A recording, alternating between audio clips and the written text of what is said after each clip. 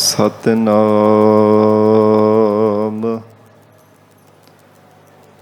ਕਰਤਾ ਪੁਰਖ ਨਿਰਭਉ ਨਿਰਵੈਰ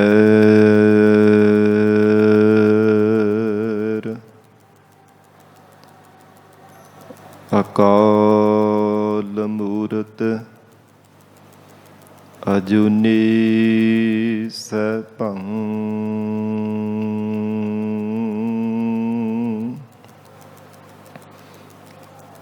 ਗੁਰ ਪ੍ਰਸਾਦ ਜਪ ਆਦਿ ਸਚ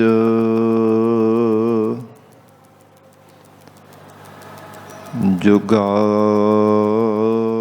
ਸਚ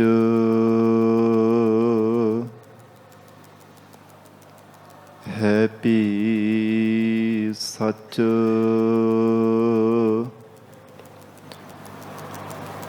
ਨਾਨਕ ਹੋਸੀ ਭੀ ਸਚ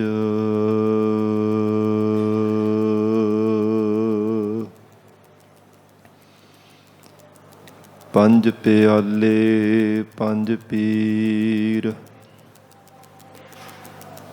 ਛਠਮ ਪੀਰ ਬੈਠਾ ਗੁਰ ਭਾਰੀ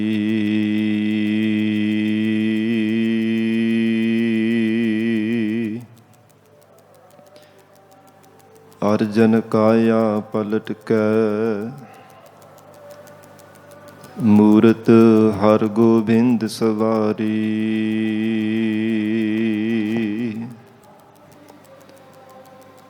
ਚੱਲੀ ਪੀੜੀ ਸੋਢੀਆ ਰੂਪ ਦਿਖਾਵਨ ਵਾਰੋ ਵਾਰੀ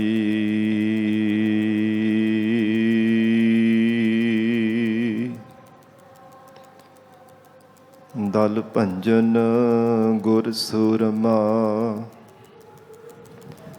ਵੱਡ ਜੋਧਾ ਬਹੁ ਪਰ ਉਪਕਾਰੀ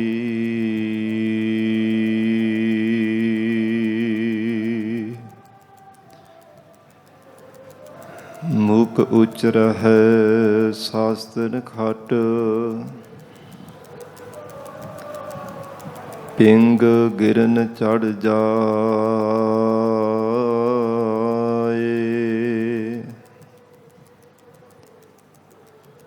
ਅੰਧ ਲਖੈ ਬਦਰੋ ਸੁਣੈ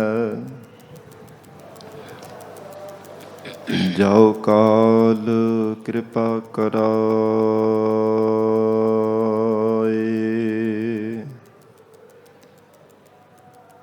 ਕਹਾ ਬੁੱਧ ਪ੍ਰਭ ਤੁਛ ਹਮਾਰੀ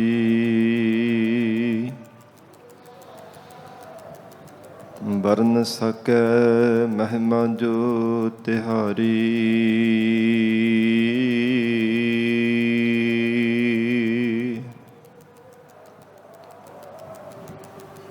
ਹਮ ਨ ਸਕਤ ਕਰ ਸਿਫਤ ਤੁਮਾਰੀ ਆਪ ਲੇਹੋ ਤੁਮ ਕਥਾ ਸੁਧਾਰੀ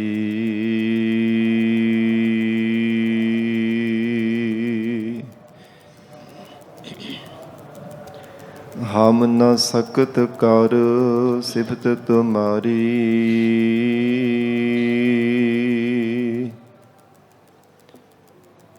ਆਪ ਲੇਹੋ ਤੁਮ ਕਥਾ ਸੁਧਾਰੀ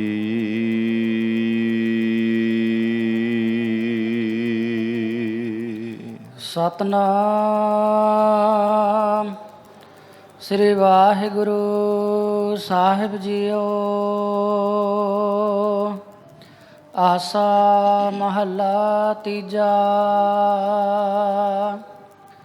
ਸਤਿਗੁਰ ਹਮਰਾ ਭਰਮ ਗਵਾਇਆ, ਹਰ ਨਾਮ ਨਿਰੰਜਨ ਮਨ ਵਸਾਇਆ।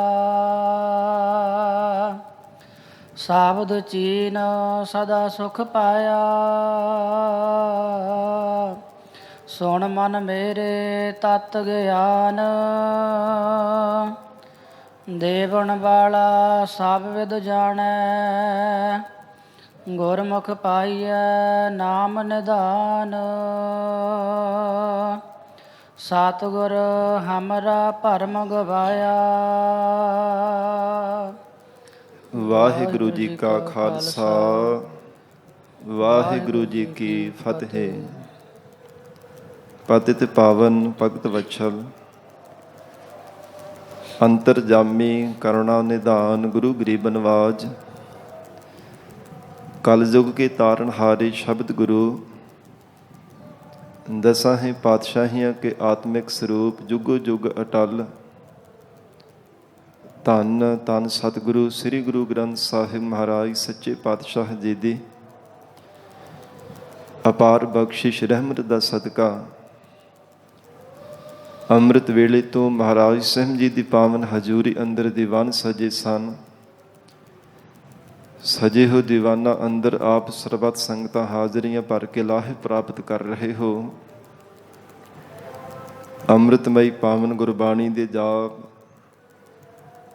ਆਸਾ ਕੀ ਵਾਰ ਗੁਰਬਾਣੀ ਦਾ ਰਸ ਪਿੰਨਾ ਕੀਰਤਨ ਆਪ ਸੰਗਤਾਂ ਨੇ ਸਰਵਣ ਕੀਤਾ ਹੈ। ਆਓ ਸਤ ਸੰਗਤ ਜੀ, ਹੋਰ ਵੀ ਕੋਈ ਸਮਾਂ ਪਿਆਰ ਸਤਿਕਾਰ ਸਹਿਤ ਸਤਿਗੁਰੂ ਜੀ ਦੇ ਚਰਨਾਂ ਵਿੱਚ ਬੈਠ ਕੇ ਜੀਵਨ ਦੀਆਂ ਅਮੋਲਕ ਘੜੀਆਂ ਨੂੰ ਸਫਲੀਆਂ ਬਣਾਉਣ ਲਈ ਗੁਰੂ ਸ਼ਬਦ ਦੀ ਵਿਚਾਰ ਨਾਲ ਜੁੜ ਕੇ ਲਾਹੇ ਪ੍ਰਾਪਤ ਕਰੀਏ। ਧੰਨ ਗੁਰੂ ਨਾਨਕ ਦੇਵ ਸਾਹਿਬ ਮਹਾਰਾਜ ਸੱਚੇ ਪਾਤਸ਼ਾਹ ਜੀ ਦੇ 6ਵੇਂ ਸਵਰੂਪ ਗਰੀਬ ਨਵਾਜ, ਮੇਰੀ ਪੀਰੀ ਦੇ ਮਾਲਕ ਦਾਤਾ ਸਤਿਗੁਰੂ, ਬੰਦੀ ਛੋੜ ਦਾਤਾ ਸਤਿਗੁਰੂ ਜੀ,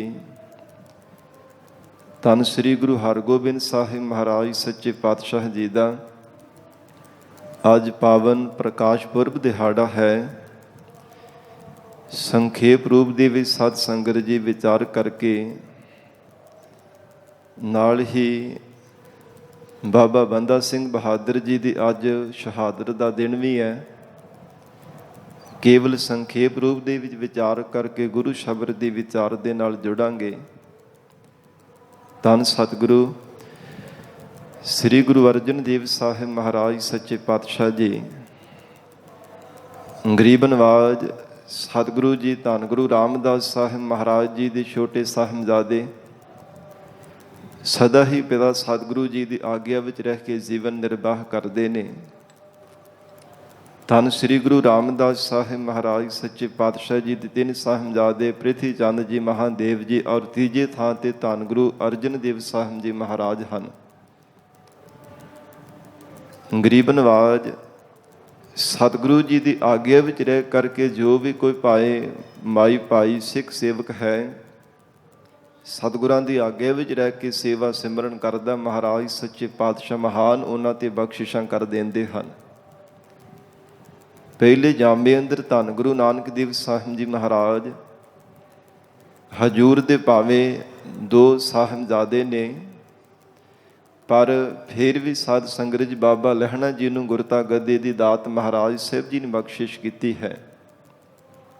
ਸੇਵਾ ਤੋਂ ਤਰੁੱਟ ਕਰਕੇ ਆਗਿਆ ਵਿੱਚ ਰਹਿ ਕੇ ਸਤ ਬਚਨ ਕਹਿ ਕੇ ਮਹਾਰਾਜ ਜੀ ਦੇ ਬਚਨਾਂ ਨੂੰ ਸਤ ਕਰਕੇ ਮੰਨਣਾ, ਹਜੂਰ ਨੇ ਤਰੁੱਟ ਕਰਕੇ ਮਹਾਰਾਜ ਸੱਚੇ ਪਾਤਸ਼ਾਹ ਜੀ ਨੇ ਗੁਰਿਆਈ ਦੀ ਦਾਤ ਬਖਸ਼ਿਸ਼ ਕੀਤੀ। ਇਸੇ ਤਰ੍ਹਾਂ ਧੰਨ ਸ੍ਰੀ ਗੁਰੂ ਅੰਗਦ ਦੇਵ ਸਾਹਿਬ ਮਹਾਰਾਜ ਸਾਹਿਬ ਜੀ ਦੇ ਵੀ ਭਾਵੇਂ ਸਾਹਿਬਜ਼ਾਦੇ ਹਨ, ਪਰ ਫਿਰ ਵੀ ਗੁਰਿਆਈ ਦੀ ਦਾਤ ਧੰਨ ਗੁਰੂ ਅਮਰਦਾਸ ਸਾਹਿਬ ਮਹਾਰਾਜ ਜੀ ਨੂੰ ਬਖਸ਼ੀ ਹੈ। ਇਹਦਾ ਕਾਰਨ ਹੈ ਕਿ ਗਰੀਬ ਨਵਾਜ ਸਤਿਗੁਰੂ ਜੀ ਦੀ ਆਗਿਆ ਨੂੰ ਸਤ ਕਰਕੇ ਮੰਨਣਾ, ਕਿਉਂਕਿ ਗੁਰੂ ਘਰ ਦੇ ਵਿੱਚ ਨਿਮਰਤਾ ਔਰ ਸਤ ਬਚਨ ਨੂੰ ਪ੍ਰਧਾਨਤਾ ਪ੍ਰਾਪਤ ਹੁੰਦੀ ਹੈ। ਜਿਨ੍ਹਾਂ ਨੇ ਨਿਮਰਤਾਵਾਨ ਹੋ ਕੇ ਗੁਰੂ ਚਰਨਾਂ ਦੀ ਸੇਵਾ ਕੀਤੀ ਹੈ, ਮਹਾਰਾਜ ਕਹਿੰਦੇ ਤਿੰਨਾਂ ਨੇ ਸਭ ਕੁਝ ਗਰੀਬ ਨਵਾਜ ਸਤਿਗੁਰੂ ਜੀ ਤੋਂ ਪ੍ਰਾਪਤ ਕਰ ਲਿਆ। ਇਵੇਂ ਹੀ ਧੰਨ ਗੁਰੂ ਅਮਰਦਾਸ ਸਾਹਿਬ ਮਹਾਰਾਜ ਸੱਚੇ ਪਾਤਸ਼ਾਹ ਜੀ ਦੇ ਸਾਹਿਬਜ਼ਾਦੇ ਹੈ, ਪਰ ਫਿਰ ਵੀ ਗੁਰਿਆਈ ਦੀ ਦਾਤ ਧੰਨ ਗੁਰੂ ਰਾਮਦਾਸ ਸਾਹਿਬ ਮਹਾਰਾਜ ਜੀ ਨੂੰ ਬਖਸ਼ੀ ਹੈ। ਸੰਸਾਰ ਦੀ ਜਿਹੜੀ ਇਹ ਮਰਜ਼ਾਦਾ ਹੈ, ਜਗਤ ਦੀ ਜੋ ਰੀਤੀ ਰਿਵਾਜ ਹੈ, ਉਹ ਇਹ ਵੈ ਕਿ ਪਿਤਾ ਦੀ ਪੱਗ ਵੱਡੇ ਸੁਪੁੱਤਰ ਨੂੰ ਪ੍ਰਾਪਤ ਹੁੰਦੀ ਹੈ, ਪਰ ਗੁਰੂ ਨਾਨਕ ਪਾਤਸ਼ਾਹ ਜੀ ਦੇ ਘਰ ਦੀ ਮਰਜ਼ਾਦਾ ਸੰਸਾਰ ਦੇ ਨਾਲੋਂ ਬਹੁਤ ਨਿਵੇਕਲੀ ਹੈ। ਵੱਡੇ ਹਨ ਪ੍ਰਿਥੀ ਚੰਦ ਜੀ, ਉਹਨਾਂ ਤੋਂ ਦੂਜੇ ਥਾਂ ਤੇ ਮਹਾਦੇਵ ਜੀ, ਤੀਜੇ ਥਾਂ ਤੇ ਧੰਨ ਗੁਰੂ ਅਰਜਨ ਦੇਵ ਸਾਹਿਬ ਮਹਾਰਾਜ ਹਨ। ਪਰ ਫਿਰ ਵੀ ਗੁਰਿਆਈ ਦੀ ਦਾਤ ਧੰਨ ਗੁਰੂ ਅਰਜਨ ਦੇਵ ਸਾਹਿਬ ਸੱਚੇ ਪਾਤਸ਼ਾਹ ਜੀ ਨੂੰ ਪ੍ਰਾਪਤ ਹੋਈ ਹੈ। ਭਾਵੇਂ ਪਹਿਲਾਂ ਵੀ ਸਾਧ ਸੰਗਤ ਜੀ ਈਰਖਾ ਕਰਦੇ ਸਨ ਪ੍ਰਿਥੀ ਚੰਦ ਜੀ, ਪਰ ਜਦੋਂ ਤੋਂ ਗੁਰਤਾ ਗੱਦੀ ਦੀ ਦਾਤ ਮਹਾਰਾਜ ਸੱਚੇ ਪਾਤਸ਼ਾਹ ਜੀ ਨੂੰ ਪ੍ਰਾਪਤ ਹੋ ਗਈ, ਫਿਰ ਤਾਂ ਹੋਰ ਵੀ ਕਈ ਗੁਣਾ ਵੱਧ ਮਨ ਦੇ ਵਿੱਚ ਈਰਖਾ ਦੇ ਨਾਲ ਹਰ ਸਮੇਂ ਸੜਦੇ ਰਹਿੰਦੇ ਸਨ। ਤੇ ਕਈ ਵਾਰ ਪ੍ਰਿਥੀ ਚੰਦ ਦੇ ਜੋ ਘਰ ਵਾਲੀ ਬੀਬੀ ਕਰਮੋ, ਉਹਨੇ ਕਈ ਵਾਰ ਮਿਹਣੇ ਮਾਰਨੇ, ਤਾਨੇ ਮਾਰਨੇ ਕਿ ਤੇਰੀ ਨਾਲਾਇਕੀ ਦੇ ਕਾਰਨ ਹੀ ਅੱਜ ਮੈਨੂੰ ਇਹ ਸ਼ਰੀਕਾਂ ਦੇ ਕੋਲ ਕਿੰਨੇ ਧਨ ਪਦਾਰਥ ਦੇਖ ਦੇਖ ਕਰਕੇ ਮੈਨੂੰ ਦੁਖੀ ਹੋਣਾ ਪੈ ਰਿਹਾ ਹੈ। ਮੇਰੇ ਤੋਂ ਜ਼ਰਿਆ ਨਹੀਂ ਜਾਂਦਾ, ਦੇਖ ਕਰਕੇ ਮਨ ਮੇਰਾ ਹਰ ਸਮੇਂ ਕ੍ਰਿਜਦਾ ਰਹਿੰਦਾ ਹੈ, ਹਰ ਸਮੇਂ ਈਰਖਾ ਦੀ ਅੱਗ ਦੇ ਵੀ ਸੜਦਾ ਰਹਿੰਦਾ ਹੈ। ਜੇ ਪਿਤਾ ਦੀ ਆਗਿਆ ਵਿੱਚ ਰਹਿ ਕੇ ਜੀਵਨ ਨਿਰਵਾਹ ਕੀਤਾ ਹੁੰਦਾ ਤੇ ਅੱਜ ਸਾਰਾ ਕੁਝ ਧਨ ਪਦਾਰਥ ਗੁਰਿਆਈ ਸਭ ਕੁਝ ਤੇਰੇ ਕੋਲ ਹੋਣੀ ਸੀਗੀ। ਤੇ ਸਾਧ ਸੰਗਤ ਜੀ, ਗਰੀਬ ਨਵਾਜ਼ ਧੰਨ ਗੁਰੂ ਅਰਜਨ ਦੇਵ ਸਾਹਿਬ ਮਹਾਰਾਜ ਸੱਚੇ ਪਾਤਸ਼ਾਹ ਹਜ਼ੂਰ ਨੂੰ ਦੇਖ ਕਰਕੇ ਇਹੋ ਇਸ ਤਰ੍ਹਾਂ ਸਾਧ ਸੰਗਤ ਜੀ ਅੱਗੋਂ ਪ੍ਰਿਥੀ ਚੰਦ ਜੀ ਨੇ ਬਚਨ ਕੀਤੇ। ਕਹਿਣ ਲੱਗੇ ਕਿ ਕੋਈ ਗੱਲ ਨਹੀਂ, ਸਾਡਾ ਪੁੱਤਰ ਮਿਹਰਬਾਨ ਹੈ, ਉਹਦੇ ਨਾਲ ਪੁੱਤਾਂ ਵਾਂਗ ਹੀ ਪਿਆਰ ਕਰਦੇ, ਇਹਨਾਂ ਦੇ ਘਰ ਕਿਹੜੀ ਕੋਈ ਔਲਾਦ ਹੈ, ਇਹਨਾਂ ਨੇ ਇਵੇਂ ਹੀ ਸੰਸਾਰ ਤੋਂ ਤੁਰ ਜਾਣਾ। ਗੁਰ ਇਤਿਹਾਸ ਅੰਦਰ ਜ਼ਿਕਰ ਆਉਂਦਾ ਕਿ ਸੰਮਤ 1646 ਬਿਕਰਮੀ ਦੇ ਅੰਦਰ ਜੋ ਪਹਿਲੇ ਸਤਿਗੁਰੂ ਜੀ ਦੇ ਮਹਿਲ ਸਨ, ਬੀਬੀ ਰਾਮ ਕੌਰ ਜੀ ਉਹ ਸੱਚਖੰਡ ਗਮਨ ਕਰ ਗਏ ਸਨ। ਫਿਰ ਭਾਈ ਗੁਰਦਾਸ ਸਾਹਿਬ ਜੀ, ਬਾਬਾ ਬੁੱਢਾ ਸਾਹਿਬ ਜੀ, ਬੀਬੀ ਭਾਨੀ ਜੀ ਇਤਿਆਦਿਕ ਮੁਖੀ ਸਿੱਖਾਂ ਦੀ ਬੇਨਤੀ ਕਰਨ ਤੇ ਗਰੀਬ ਨਵਾਜ਼ ਧੰਨ ਗੁਰੂ ਅਰਜਨ ਦੇਵ ਸਾਹਿਬ ਮਹਾਰਾਜ ਸੱਚੇ ਪਾਤਸ਼ਾਹ ਦਾ ਦੂਸਰਾ ਜੋ ਵਿਵਾਹ ਕਾਰਜ ਜੋ ਬੇਨਤੀ ਕਰਨੇ ਤੇ ਮਹਾਰਾਜ ਸੱਚੇ ਪਾਤਸ਼ਾਹ ਜੀ ਦਾ ਆਨੰਦ ਕਾਰਜ ਹੋਵਣਾ ਕੀਤਾ। ਜੋ ਸਾਧ ਸੰਗਤ ਜੀ ਫਲੌਰ ਦੇ ਵਿੱਚ ਮਾਊ ਪਿੰਡ ਹੈ, ਜਿੱਥੇ ਸੰਗਤ ਰਾਏ ਜੀ ਖੱਤਰੀ ਵੰਸ਼ ਦੇ ਤਿੰਨਾਂ ਦੀ ਸੁਪੁੱਤਰੀ ਮਾਤਾ ਗੰਗਾ ਜੀ, ਉਹਨਾਂ ਦੇ ਨਾਲ ਸਤਿਗੁਰੂ ਮਹਾਰਾਜ ਸੱਚੇ ਪਾਤਸ਼ਾਹ ਜੀ ਦਾ ਵਿਵਾਹ ਕਾਰਜ ਹੋਵਣਾ ਕੀਤਾ। ਗੁਰ ਇਤਿਹਾਸ ਅੰਦਰ ਜ਼ਿਕਰ ਆਉਂਦਾ ਹੈ ਕਿ ਗਰੀਬ ਨਵਾਜ਼ ਸਤਿਗੁਰੂ ਜੀ ਦੇ ਘਰ ਦੇ ਵਿੱਚ ਕੋਈ ਸੰਤਾਨ ਨਹੀਂ ਹੈ ਤੇ ਮਹਾਰਾਜ ਸੱਚੇ ਪਾਤਸ਼ਾਹ ਧੰਨ ਗੁਰੂ ਅਰਜਨ ਦੇਵ ਸਾਹਿਬ ਸੱਚੇ ਪਾਤਸ਼ਾਹ ਜੀ ਆਈ ਹੋਈ ਸਿੱਖ ਸੰਗਤਾਂ ਨੂੰ ਉਪਦੇਸ਼ ਦੇ ਕਰਕੇ ਨਿਵਾਜਦੇ ਹੈ। ਦੂਰੋਂ ਦੂਰੋਂ ਦੇਸ਼ਾਂ ਵਿਦੇਸ਼ਾਂ ਤੋਂ ਸਿੱਖ ਸੰਗਤਾਂ ਚੱਲ ਕੇ ਆਉਂਦੀਆਂ, ਮਹਾਰਾਜ ਸਾਹਿਬ ਜੀ ਦੀ ਸ਼ਰਨ ਵਿੱਚ ਆ ਕਰਕੇ ਅਰਦਾਸਾਂ ਬੇਨਤੀਆਂ ਕਰਦੀਆਂ ਨੇ। ਮਨ ਦੀ ਭਾਵਨਾ, ਹਿਰਦੇ ਦਾ ਪਿਆਰ ਦੇਖ ਕਰਕੇ ਤਰੁੱਟ ਕੇ ਸਤਿਗੁਰੂ ਜੀ ਮਹਾਨ ਉਹਨਾਂ ਨੂੰ ਵਰਦਾਨ ਬਖਸ਼ਿਸ਼ ਕਰਦੇ ਹਨ। ਸੱਚਖੰਡ ਸ੍ਰੀ ਹਰਿਮੰਦਰ ਸਾਹਿਬ ਹਰ ਰੋਜ਼ ਗਰੀਬ ਨਵਾਜ਼ ਮਹਾਰਾਜ ਸਾਹਿਬ ਜੀ ਦੀ ਸ਼ਰਨ ਦੇ ਵਿੱਚ ਬਹੁਤ ਤਾਗਾਰ ਦੇ ਵੀ ਸਿੱਖ ਸੰਗਤਾਂ ਸਤਿਗੁਰਾਂ ਦੇ ਦੀਦਾਰ ਪਰਸਨ ਵਾਸਤੇ ਆਉਂਦੀਆਂ ਨੇ। ਤਰ੍ਹਾਂ ਤਰ੍ਹਾਂ ਦੀਆਂ ਭੇਟਾਵਾਂ ਔਰ ਧਨ ਪਦਾਰਥਾਂ ਦੇ ਅੰਬਾਰ ਲੱਗੇ ਰਹਿੰਦੇ ਨੇ ਗੁਰੂ ਚਰਨਾਂ ਦੇ ਅੰਦਰ। ਗਰੀਬ ਨਵਾਜ਼ ਸਤਿਗੁਰੂ ਜੀ ਦੇ ਮਹਿਲ ਸਾਡੇ ਸਤਿਕਾਰਯੋਗ ਮਾਤਾ ਗੰਗਾ ਜੀ, ਸਾਧ ਸੰਗਤ ਜੀ, ਜਿਸ ਸਮੇਂ ਜਦੋਂ ਜਿਵੇਂ ਸਾਉਣ ਦਾ ਮਹੀਨਾ ਹੁੰਦਾ ਨਾ, ਵਰਖਾ ਦੀ ਰੁੱਤ ਹੁੰਦੀ ਹੈ, ਉਸ ਸਮੇਂ ਸੁਭਾਵਿਕ ਹੀ ਹੈ, ਬਜ਼ੁਰਗਾਂ ਨੂੰ ਪਤਾ ਹੋਵੇਗਾ ਕਿ ਜਿਹੜੇ ਕੋਈ ਸਾਧ ਸੰਗਤ ਜੀ ਪਸ਼ਮੀਨੇ ਦੇ ਜਿਹੜੇ ਬਸਤਰ ਹੁੰਦੇ ਆ ਨਾ, ਉਹਨਾਂ ਨੂੰ ਸੁਕਾਇਆ ਜਾਂਦਾ, ਕੱਪੜਿਆਂ ਨੂੰ ਹਵਾ ਲਗਾਈ ਜਾਂਦੀ ਹੈ, ਧੁੱਪੇ ਸਾਧ ਸੰਗਤ ਜੀ ਉਹਨਾਂ ਨੂੰ ਸੁਕਾਇਆ ਜਾਂਦਾ ਕਿ ਜਿਸ ਕਰਕੇ ਸਲਾਬੇ ਦੇ ਨਾਲ ਖਰਾਬ ਨਾ ਹੋ ਜਾਣ। ਤੇ ਬਹੁਤ ਹੀ ਮਹਿੰਗੇ ਮੁੱਲ ਵਾਲੇ ਪਸ਼ਮੀਨੇ ਦੇ ਜਿਹੜੇ ਕੱਪੜੇ ਸਨ, ਉਹ ਵਸਤਰ ਸੁੱਕਣੇ ਪਾ ਰਹੇ ਸਨ। ਮਾਤਾ ਗੰਗਾ ਜੀ ਦੀ ਦਾਸੀ ਵੀ ਹੈ। ਤੇ ਜਦੋਂ ਪ੍ਰਿਥੀ ਚੰਦ ਦੇ ਘਰ ਦੀ ਜੋ ਬੀਬੀ ਕਰਮੋ ਨੇ ਆਪਣੀ ਅੱਖਾਂ ਦੇ ਨਾਲ ਦੇਖਿਆ ਤੇ ਦੇਖ ਕਰਕੇ ਉਸੇ ਸਮੇਂ ਸੜ ਬਲ ਕਰਕੇ ਕੋਲੀ ਹੋ ਗਈ। ਦੇਖ ਕਰਕੇ ਜ਼ਰਿਆ ਨਾ ਗਿਆ। ਤੇ ਜਿਸ ਸਮੇਂ ਪ੍ਰਿਥੀ ਚੰਦ ਘਰ ਆਇਆ ਤੇ ਉਹਦੇ ਨਾਲ ਆਨੇ ਬਹਾਨੇ ਲੜਨਾ ਸ਼ੁਰੂ ਕਰ ਦਿੱਤਾ ਤੇ ਕਹਿੰਦਾ ਕਿ ਦੱਸ ਤਾਂ ਸਹੀ ਕਾਰਨ ਕੀ ਹੈ। ਕਹਿਣ ਲੱਗੀ ਕਿ ਤੇਰੀ ਨਾਲਾਇਕੀ ਦੇ ਕਾਰਨ ਹੀ ਅੱਜ ਮੈਨੂੰ ਸਾਰਾ ਕੁਝ ਦੇਖਣਾ ਪੈ ਰਿਹਾ, ਮੈਨੂੰ ਦੁਖੀ ਹੋਣਾ ਪੈ ਰਿਹਾ।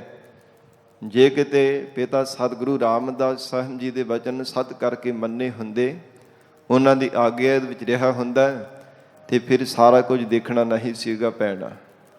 ਤੇ ਅੱਗੋਂ ਸਾਧ ਸੰਗਤ ਜੀ, ਜਿਵੇਂ ਕਿਸੇ ਨੂੰ ਸਰਾਫ ਦੇਈਦਾ ਨਾ, ਇੱਦਾਂ ਬੜੀ ਗਰਜਵੀਂ ਆਵਾਜ਼ ਦੇ ਵਿੱਚ ਕਹਿਣ ਲੱਗਾ, ਕਹਿੰਦੀ ਤੂੰ ਦੇਖੀ ਸਹੀ, ਕਹਿਣ ਲੱਗਾ ਕਿ ਤੂੰ ਦੇਖੀ ਸਹੀ ਕਿ ਇਹਨਾਂ ਦੇ ਘਰ ਵਿੱਚ ਕਿਹੜੀ ਕੋਈ ਔਲਾਦ ਪੈਦਾ ਹੋਣੀ, ਇਹਨਾਂ ਨੇ ਇਵੇਂ ਔਂਤਰੇ ਹੀ ਸੰਸਾਰ ਤੋਂ ਤੁਰ ਜਾਣਾ। ਇਹ ਸ਼ਬਦ ਵਰਤਿਆ ਸੀਗਾ। ਤੇ ਇਹ ਜਿਹੜੇ ਸਾਧ ਸੰਗਤ ਜੀ ਬੋਲ ਸਨ, ਮਾਤਾ ਗੰਗਾ ਜੀ ਦੀ ਦਾਸੀ ਨੇ ਆਪਣੇ ਕੰਨਾਂ ਦੇ ਨਾਲ ਸੁਣੇ ਨੇ। ਸੁਣ ਕਰਕੇ ਉਸੇ ਸਮੇਂ ਸਰੀਰ ਦੰਗ ਰਹਿ ਗਿਆ ਕਿ ਭਾਵੇਂ ਆਪਣੇ ਇਹ ਭਰਾ ਹਨ ਸਤਿਗੁਰੂ ਜੀ ਦੇ, ਇੰਨੀ ਜ਼ਿਆਦਾ ਮਨ ਦੇ ਵਿੱਚ ਈਰਖਾ ਹੈ, ਇੰਨਾ ਜ਼ਿਆਦਾ ਇਹਨਾਂ ਦੇ ਪ੍ਰਤੀ ਮਨ ਦੇ ਅੰਦਰ ਵੈਰ ਭਾਵਨਾ ਧਾਰਨ ਕੀਤੀ ਹੋਈ ਹੈ। ਤੇ ਉਸ ਸਮੇਂ ਸਾਧ ਸੰਗਤ ਜੀ ਹਿਰਦੇ ਹੋ ਕਰਕੇ ਨੇਤਰਾਂ ਵਿੱਚ ਜਲ ਵਗ ਰਿਹਾ ਤੇ ਕਹਿਣ ਲੱਗੀ, ਨਹੀਂ, ਸਤਿਗੁਰੂ ਸ੍ਰੀ ਗੁਰੂ ਅਰਜਨ ਦੇਵ ਸਾਹਿਬ ਜੀ ਮਹਾਰਾਜ ਮੇਰੇ ਮਾਲਕ ਹਨ, ਔਰ ਹਜੂਰ ਦੇ ਮਹਿਲ ਮਾਤਾ ਗੰਗਾ ਜੀ ਇਹ ਕਿਹੜੇ ਅਜੇ ਬਜ਼ੁਰਗ ਹੋ ਗਏ, ਇਹਨਾਂ ਦੀ ਬਹੁਤੀ ਉਮਰ ਨਹੀਂ ਹੋਈ, ਪ੍ਰਮਾਤਮਾ ਕਿਰਪਾ ਕਰ ਇਹਨਾਂ ਦੇ ਘਰ ਪੁੱਤਰ ਦੀ ਦਾਤ ਬਖਸ਼। ਹੇ ਪ੍ਰਮਾਤਮਾ, ਜ਼ਰੂਰ ਆਪ ਨੇ ਕਿਰਪਾ ਕਰ ਦੇਣੀ ਹੈ। ਇਹੋ ਸਾਧ ਸੰਗਤ ਜੀ ਜਦੋਂ ਜਾਗ ਕਰਕੇ ਮਾਤਾ ਗੰਗਾ ਜੀ ਦੇ ਕੰਨੀ ਸਾਰੀ ਗੱਲ ਪਾਈ ਹੈ ਨਾ, ਸੁਣ ਕਰਕੇ ਬੜੀ ਹੈਰਾਨਗੀ ਹੋਈ। ਵੈਰਾਗ ਦੇ ਵੇਗ ਵਿੱਚ ਆ ਕੇ ਧੰਨ ਗੁਰੂ ਅਰਜਨ ਦੇਵ ਸਾਹਿਬ ਮਹਾਰਾਜ ਜੀ ਦੇ ਚਰਨਾਂ ਤੇ ਸੀਸ ਰੱਖਿਆ, ਹੱਥ ਜੋੜ ਕੇ ਬੇਨਤੀ ਕਰ ਰਹੇ ਨੇ, ਹੇ ਸਤਿਗੁਰੂ ਜੀ, ਆਪ ਜੀ ਦੀ ਸ਼ਰਨ ਵਿੱਚ ਜੋ ਵੀ ਕੋਈ ਸਿੱਖ ਸੇਵਕ ਚੱਲ ਕੇ ਆਉਂਦਾ, ਮਹਾਰਾਜ ਸਭ ਦੀਆਂ ਭਾਵਨਾਵਾਂ ਪੂਰੀਆਂ ਕਰਦੇ ਹੋ, ਮਹਾਰਾਜ ਕਿਰਪਾ ਕਰੋ। ਹੇ ਗਰੀਬ ਨਵਾਜ ਸਤਿਗੁਰੂ ਜੀਓ, ਮੈਨੂੰ ਵੀ ਮਹਾਰਾਜ ਘਰ ਦੇ ਵਿੱਚ ਪੁੱਤਰ ਦੀ ਦਾਤ ਬਖਸ਼ਿਸ਼ ਕਰ ਦੇਵ। ਤੇ ਹਜੂਰ ਨੇ ਚੁੱਪਤਾ ਧਾਰਨ ਕੀਤੀ।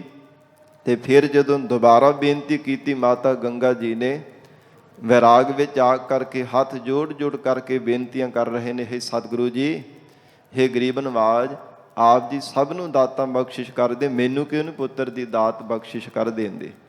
ਤੇ ਕਹਿਣ ਲੱਗੇ, ਹੇ ਗੰਗਾ ਜੀ, ਜੋ ਗੁਰੂ ਘਰ ਦੀ ਇਹ ਸ਼ਕਤੀ ਹੈ ਨਾ, ਜੋ ਗੁਰਿਆਈ ਦੀ ਦਾਤ ਸਾਨੂੰ ਪ੍ਰਾਪਤ ਹੋਈ ਹੈ, ਇਹ ਆਪਣੇ ਪਰਿਵਾਰ ਘਰ ਦੇ ਵਾਸਤੇ ਦੀ ਵਿੱਚੋਂ ਸ਼ਕਤੀ ਨਹੀਂ ਕਦੇ ਕੋਈ ਵਰਤੀ ਜਾ ਸਕਦੀ। ਇਹ ਸਿੱਖ ਸੰਗਤਾਂ ਵਾਸਤੇ ਸਭ ਦਾਤਾਂ ਮਹਾਰਾਜ ਕਹਿੰਦੇ ਅਸੀਂ ਵੰਡਦੇ ਆ, ਜੋ ਵੀ ਕੋਈ ਭਾਵਨਾ ਦੇ ਨਾਲ ਗੁਰੂ ਚਰਨਾਂ ਵਿੱਚ ਚੱਲ ਕਰਕੇ ਆਉਂਦਾ ਹੈ, ਇਹ ਗੁਰੂ ਘਰ ਦੀ ਮਰਜ਼ਾਦਾ ਹੈ। ਤੇ ਫਿਰ ਕਹਿਣ ਲੱਗੇ, ਮਹਾਰਾਜ ਹੁਣ ਤਾਂ ਸ਼ਰੀਕ ਵੀ ਸਾਨੂੰ ਤਾਨੇ ਮਾਰਨ ਲੱਗ ਪਏ ਹੈ ਕਿ ਇਵੇਂ ਇਹਨਾਂ ਨੇ ਔਲਾਦ ਤੋਂ ਹੀਣੇ ਹੀ ਸੰਸਾਰ ਤੋਂ ਤੁਰ ਜਾਣਾ ਹੈ, ਕਿਰਪਾ ਕਰੋ ਮਹਾਰਾਜ, ਮੈਨੂੰ ਪੁੱਤਰ ਦੀ ਦਾਤ ਬਖਸ਼ਿਸ਼ ਕਰ ਦੇਵੋ।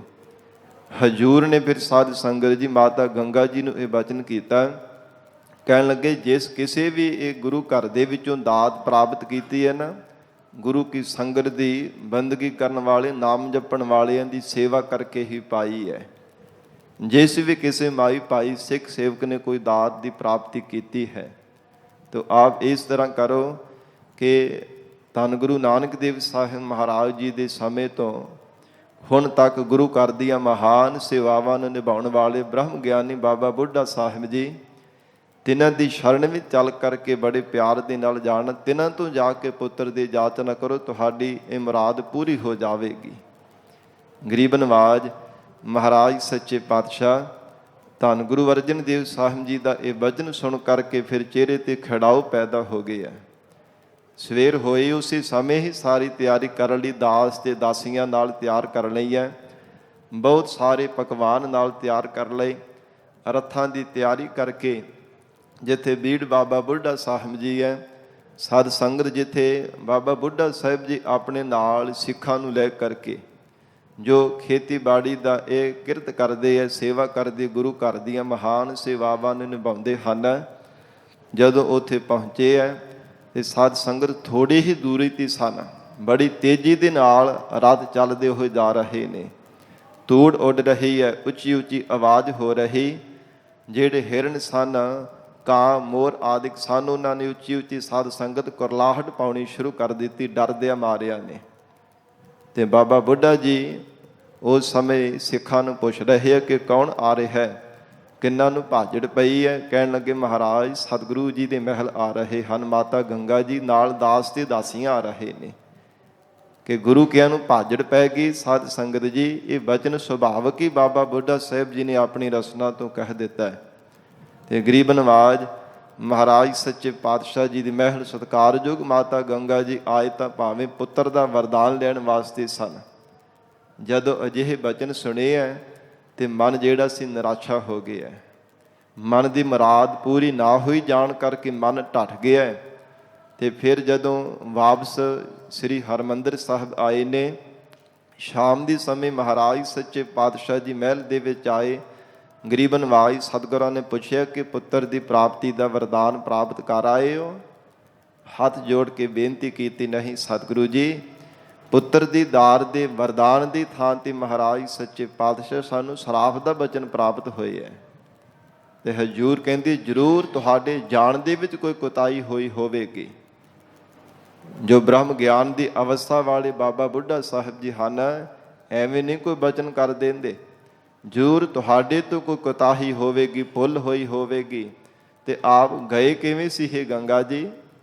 ਹੱਥ ਜੋੜ ਕਰਕੇ ਕਹਿਣ ਲੱਗੇ, ਮਹਾਰਾਜ ਨਾਲ ਬਹੁਤ ਸਾਰੀਆਂ ਦਾਸ ਦਾਸੀਆਂ, ਬਹੁਤ ਸਾਰੇ ਪਕਵਾਨ ਤਿਆਰ ਕੀਤੇ ਤੇ ਰੱਥਾਂ ਤੇ ਅਸਵਾਰ ਹੋ ਕਰਕੇ ਗਏ ਸਨ।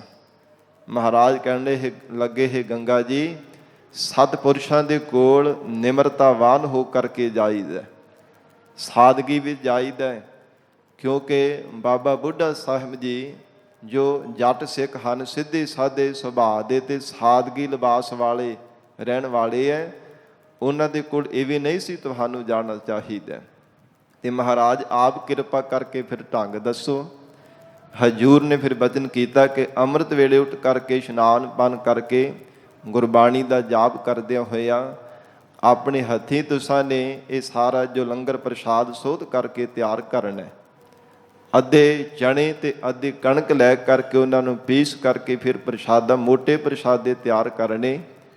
ਫਿਰ ਦਹੀਂ ਰਿੜਕ ਕਰਕੇ ਥੋੜ੍ਹੀ ਜਿਹੀ ਖਟਾਸ ਵਿੱਚ ਉਹ ਵੀ ਥੋੜ੍ਹਾ ਪਾਣੀ ਪਾ ਲੈਣਾ, ਨਾਲ ਗੰਢਾ ਲੈ ਜਾਣਾ, ਨਾਲ ਅਚਾਰ ਲੈ ਲੈਣਾ। ਇਉਂ ਸਾਦਗੀ ਵਾਲਾ ਜਿਹੜਾ ਪ੍ਰਸ਼ਾਦ ਆਪਣੇ ਹੱਥੀਂ ਤਿਆਰ ਕਰਕੇ ਬਾਬਾ ਜੀ ਵਾਸਤੇ ਲੈ ਕਰਕੇ ਜਾਣਾ, ਜ਼ਰੂਰ ਕਿਰਪਾ ਕਰਨਗੇ। ਤੇ ਸਾਧ ਸੰਗਤ ਜੀ ਫਿਰ ਸਾਰੀ ਤਿਆਰੀ ਕਰਕੇ ਨਾ ਮਾਤਾ ਗੰਗਾ ਜੀ ਨੇ ਚਰਨਾਂ ਵਿੱਚ ਜੋੜਾ ਵੀ ਨਹੀਂ ਧਾਰਨ ਕੀਤਾ। ਇਵੇਂ ਹੀ ਸਾਧ ਸੰਗਤ ਜੀ ਬੜੇ ਪਿਆਰ ਦੇ ਨਾਲ ਗੁਰਬਾਣੀ ਪੜ੍ਹਦੇ ਹੋਏ ਜਦੋਂ ਬਾਬਾ ਬੁੱਢਾ ਜੀ ਪਾਸ ਗਏ ਨੇ, ਥੋੜੀ ਹੀ ਦੂਰੀ ਤੇ ਸਨ। ਉਸ ਸਮੇਂ ਦੂਰੋਂ ਹੀ ਤੱਕਦੇ ਹੋ ਕਹਿਣ ਲੱਗੇ, ਹੈ ਮਾਤਾ ਜੀ, ਆਪ ਜੀ ਆ ਗਏ ਹੋ? ਸਾਨੂੰ ਬਹੁਤ ਭੁੱਖ ਲੱਗੀ ਸੀ, ਮਾਤਾ ਜੀ ਸਾਨੂੰ ਪ੍ਰਸ਼ਾਦਾ ਛਕਾਵੋ। ਆਪ ਕਹਿ ਕਰਕੇ ਪ੍ਰਸ਼ਾਦਾ ਮੰਗਿਆ।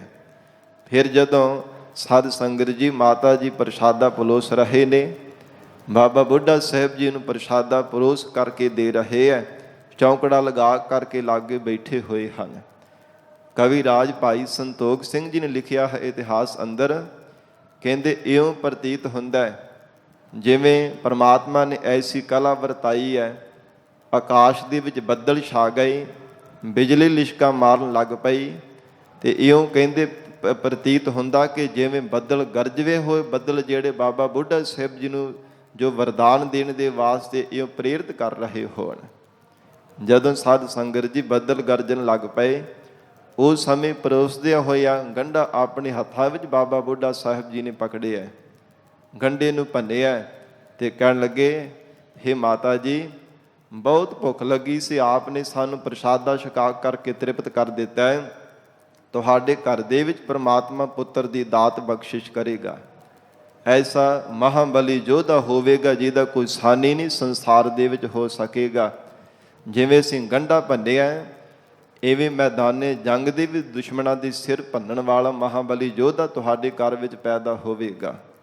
ਫਿਰ ਸਾਧ ਸੰਗਤ ਜੀ ਲਿਸ਼ਕਦੀ ਹੋਈ ਬਿਜਲੀ ਜਿਹੜੀ ਆਕਾਸ਼ ਦੇ ਵਿੱਚ ਨਜ਼ਰ ਆ ਰਹੀ ਸੀ, ਜਦੋਂ ਲਿਸ਼ਕਦੀ ਹੋਈ ਬਿਜਲੀ ਆਕਾਸ਼ ਵਿੱਚ ਨਜ਼ਰ ਆਈ ਤੇ ਕਹਿਣ ਲੱਗੇ, ਮਾਤਾ ਜੀ, ਤੁਹਾਡੇ ਘਰ ਵਿੱਚ ਐਸਾ ਸੂਰਬੀਰ ਯੋਧਾ ਪੈਦਾ ਹੋਵੇਗਾ, ਮੈਦਾਨੇ ਜੰਗ ਦੇ ਵਿੱਚ ਇਵੇਂ ਉਹਨਾਂ ਦੀਆਂ ਤਲਵਾਰਾਂ ਲਿਸ਼ਕਿਆ ਕਰਨਗੀਆਂ ਜਿਵੇਂ ਆਕਾਸ਼ ਦੇ ਵਿੱਚ ਲਿਸ਼ਕਦੀ ਹੋਈ ਬਿਜਲੀ ਨਜ਼ਰ ਆ ਰਹੀ ਹੈ। ਫਿਰ ਛੋਟੀ ਛੋਟੀ ਬੂੰਦਾਬਾਂਦੀ ਹੋਣ ਲੱਗ ਪਈ।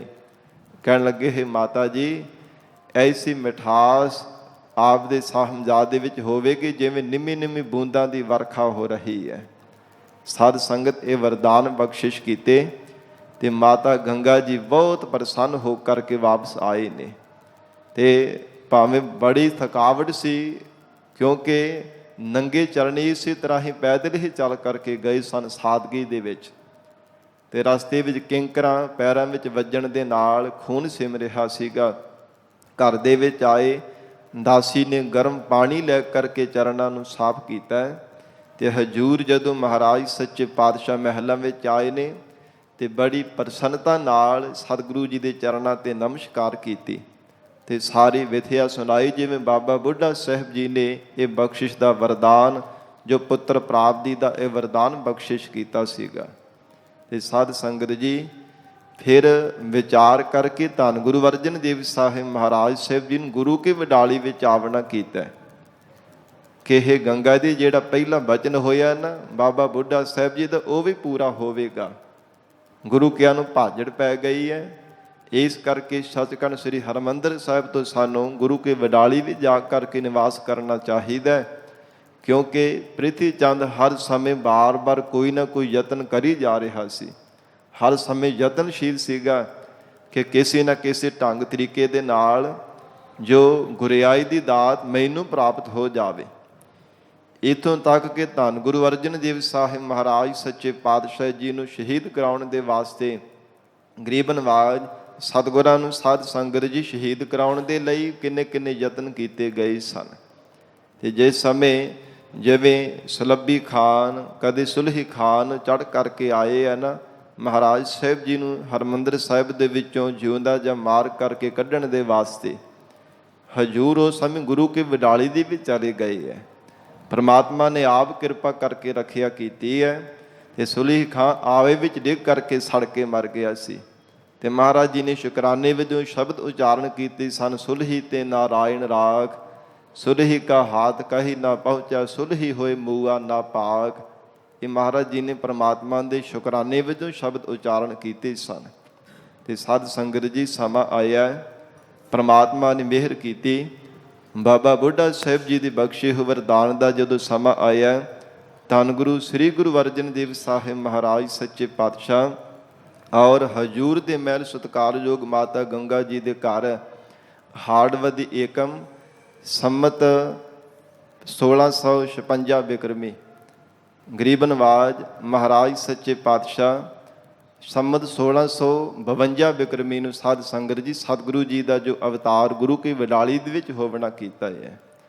ਧੰਨ ਸਤਿਗੁਰੂ ਸ੍ਰੀ ਗੁਰੂ ਅਰਜਨ ਦੇਵ ਸਾਹਿਬ ਮਹਾਰਾਜ ਸਾਹਿਬ ਜੀ ਨੂੰ ਜਿਸ ਸਮੇਂ ਦਾਈ ਨੇ ਆ ਕਰਕੇ ਵਧਾਈਆਂ ਦਿੱਤੀਆਂ, ਗਰੀਬ ਨਵਾਜ ਮਹਾਰਾਜ ਸੱਚੇ ਪਾਤਸ਼ਾਹ ਨੇ ਸ਼ੁਕਰਾਨੇ ਵਜੋਂ ਪ੍ਰਮਾਤਮਾ ਦੀ ਸਨਮੁਖ ਹੋ ਕਰਕੇ ਜੋ ਸ਼ਬਦ ਉਚਾਰਨ ਕੀਤੇ ਗੁਰਬਾਣੀ ਦੇ ਅੰਦਰ ਦਰਜ ਹਨ। ਤੇ ਸਾਧ ਸੰਗਤ ਜਿਸ ਸਮੇਂ ਇਹ ਵਧਾਈਆਂ ਸ਼੍ਰੀ ਹਰਿਮੰਦਰ ਸਾਹਿਬ ਅੰਮ੍ਰਿਤਸਰ ਸਾਹਿਬ ਦੇ ਵਿੱਚ ਦੇਣ ਵਾਸਤੇ ਸਿੱਖ ਸੰਗਤਾਂ ਆ ਰਹੀਆਂ ਨੇ ਤੇ ਪ੍ਰਿਥੀ ਚੰਦ ਨੂੰ ਤੇ ਬੀਬੀ ਕਰਮ ਨੂੰ ਪਤਾ ਲੱਗਾ, ਸਾਧ ਸੰਗਤ ਜੀ ਸੱਤੀ ਕੱਪੜੀ ਅੱਗ ਲੱਗ ਗਈ।